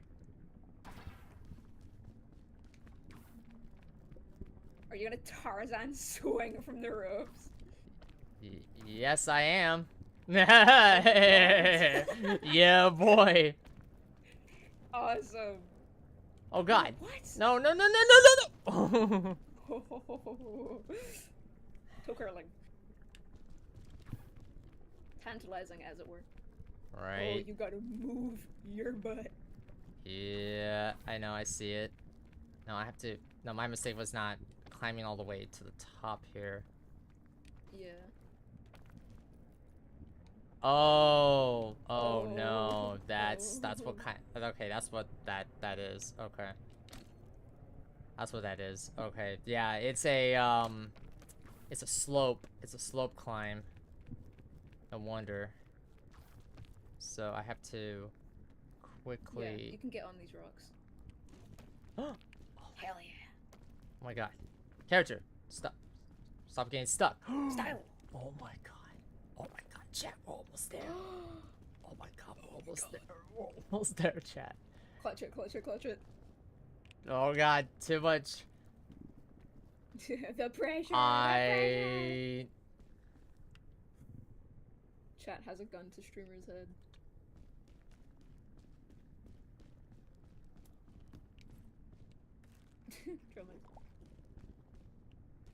I gotta know whose luggage just had a singular trail mix in it. For what is a man? I know that reference.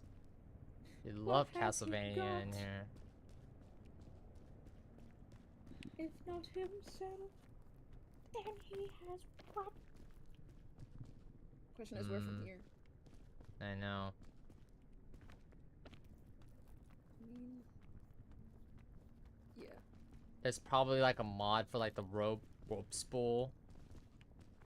But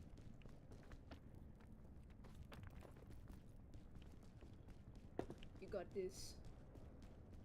don't say that now. I haven't. If I can get to that, I know I know I know I made it. Just need focus.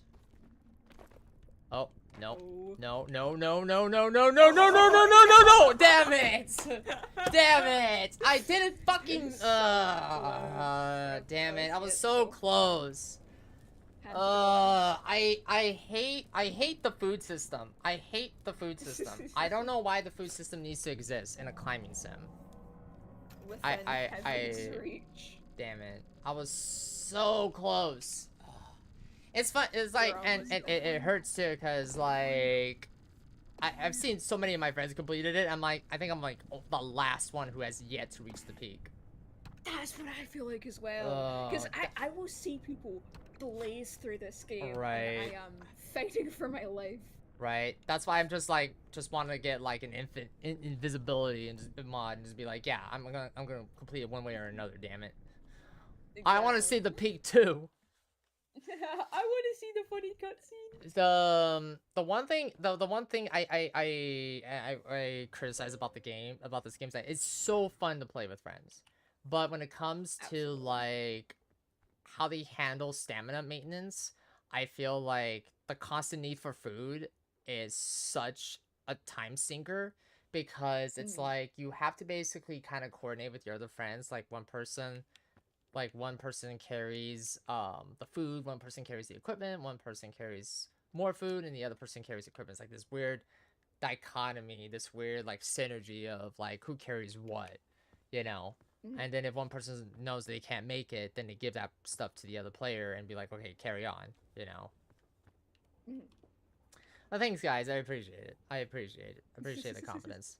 No, I'm a for those who don't know, I'm a petty gamer sometimes. And if there's a mod if there's a mod, I will run it through and be like, ha, I got there one way or another. Take that, Peak developers.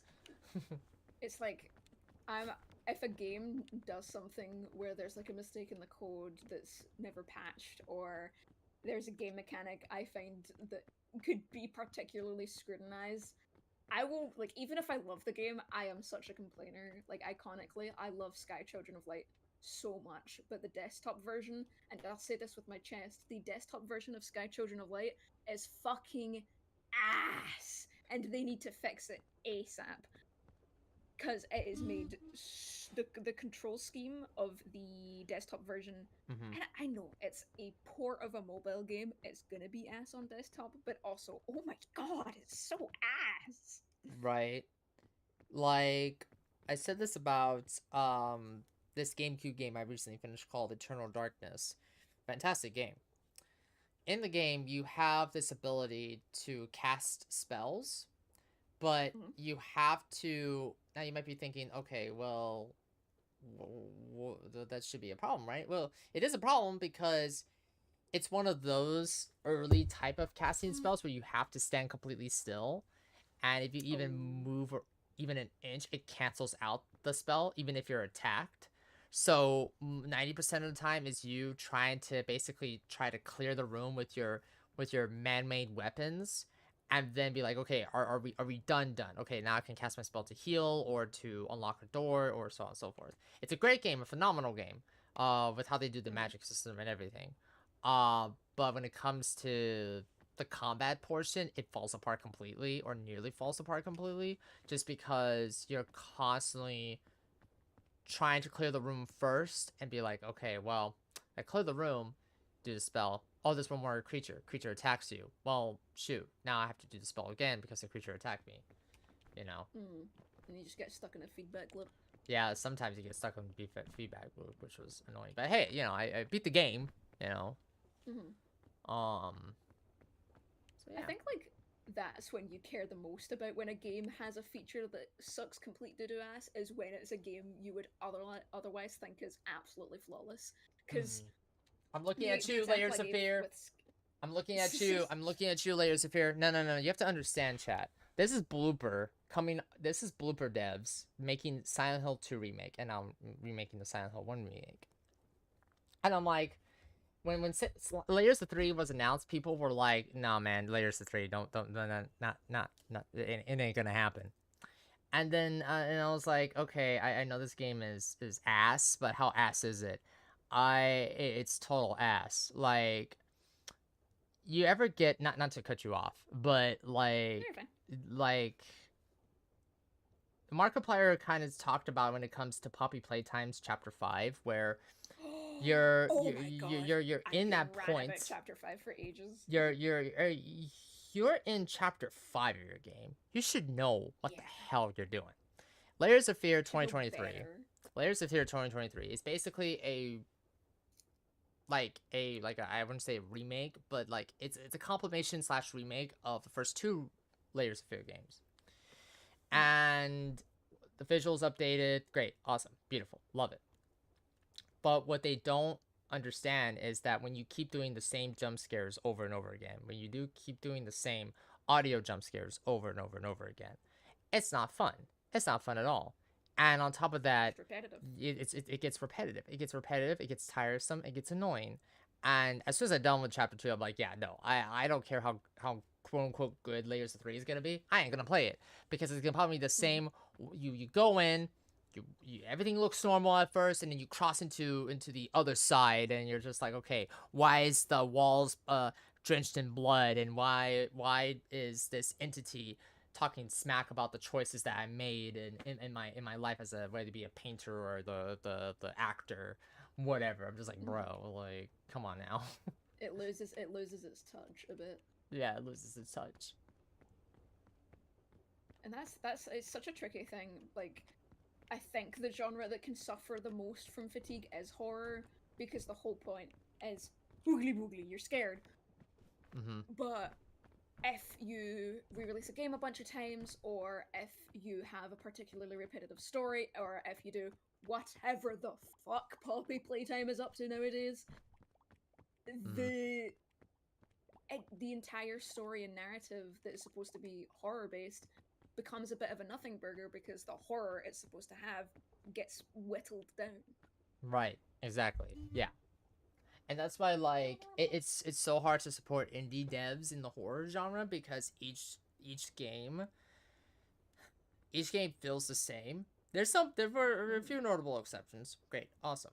But there were other titles that was like, okay, like why are we following in the foot? There's nothing wrong with following the footsteps of other devs, but Trends. yeah, trends. You know, have a I know you love Puppy Playtime, baby. do something unique. Do something else.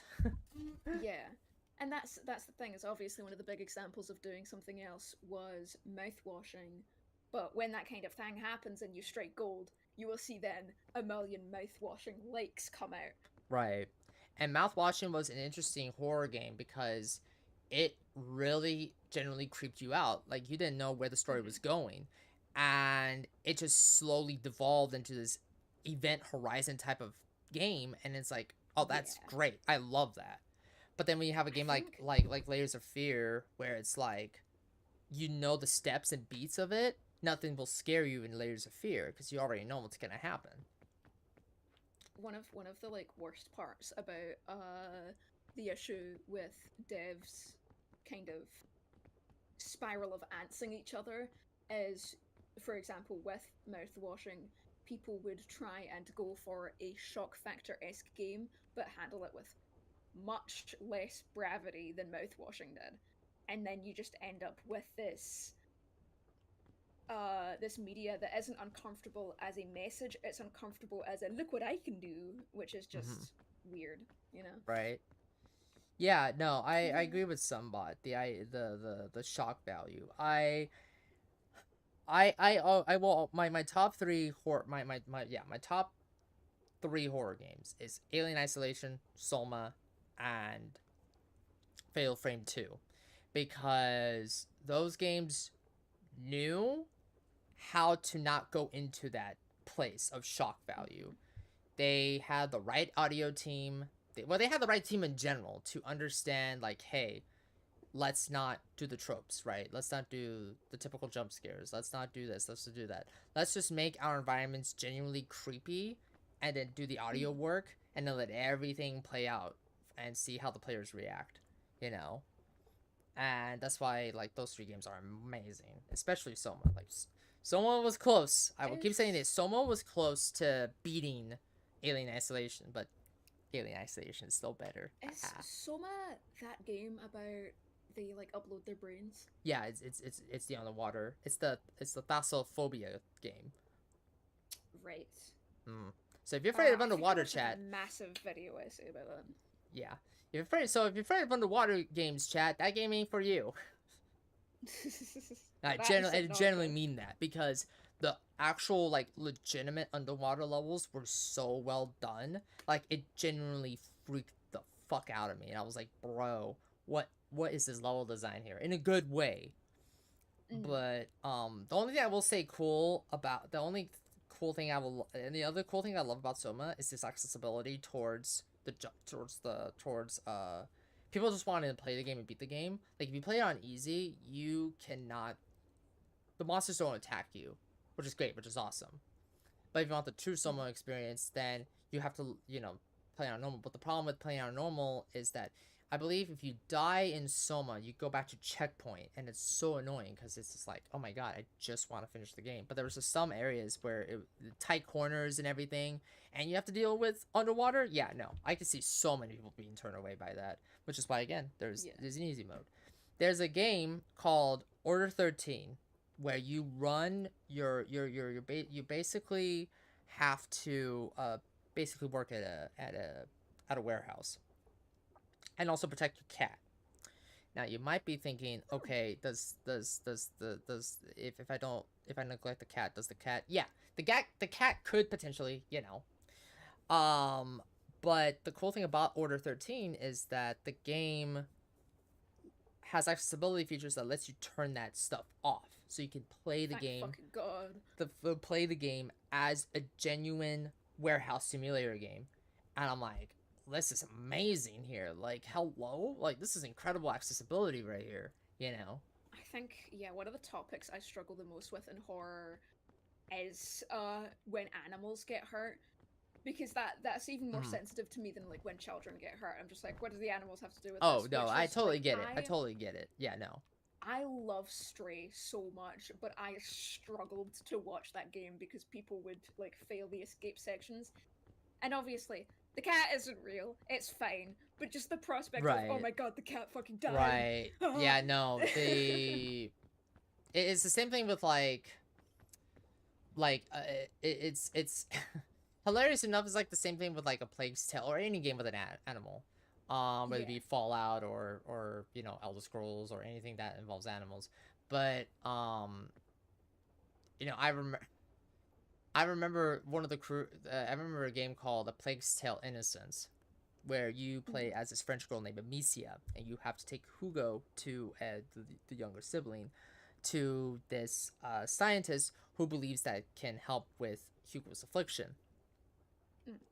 Something happens at the beginning of the game, and it's just like, okay, well, that's done. Here's the real terror of the whole game, which is basically humans and just an army of rats that have this hive mind.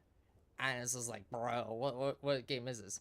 You know? And some people cannot handle games like that, which I totally respect. Which is why, again, there's cozy horror, right? There's cozy horror games, believe it or not. There's this recent game called, like, what was it? Creature Kitchen? Something like Creature that? Kitchen? Creature I Kitchen? want to try that game so Creature bad. Kitchen is and shout out to that developer, the Rat Zone. They did an incredible job at, like, the game may look and feel creepy, but It's so cozy. it's a cozy horror game where you're just fulfilling orders, and I'm just like, wait, what?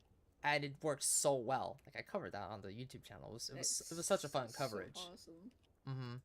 So even if you're not into like the gritty horror, there is light horror. You know, I call it the light horror genre because it's like it has creepy, ghastly elements of which you would see in normal horror games, but it's not cruel. It's not typical. It's their cooking sims. It holds its punches, which I do appreciate developers doing that when it comes to that particular genre. Because sometimes you can like spooky stuffs and spooky aesthetics without wanting to absolutely shit your pants anytime you play something. Yeah. Absolutely. Right.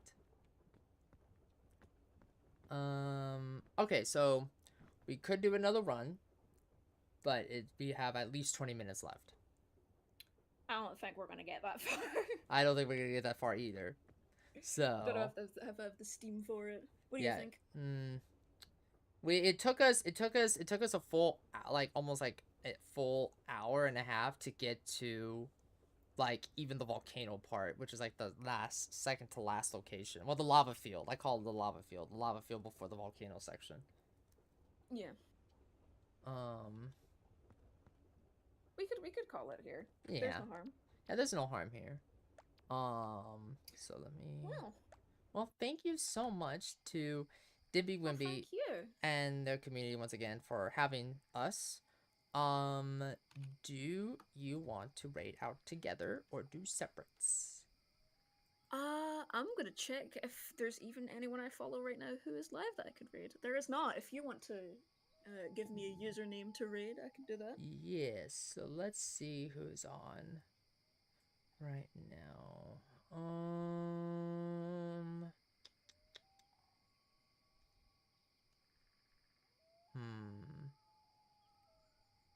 Everyone's still on the Resident Evil Requiem trail.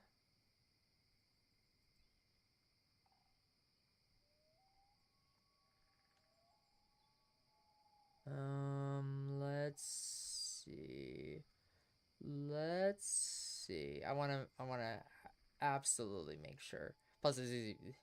So let me see. Let's go say hello to.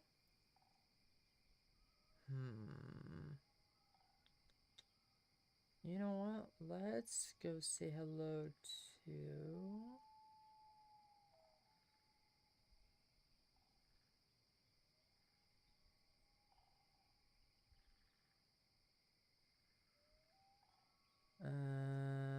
Let's see. Hold on. Let me.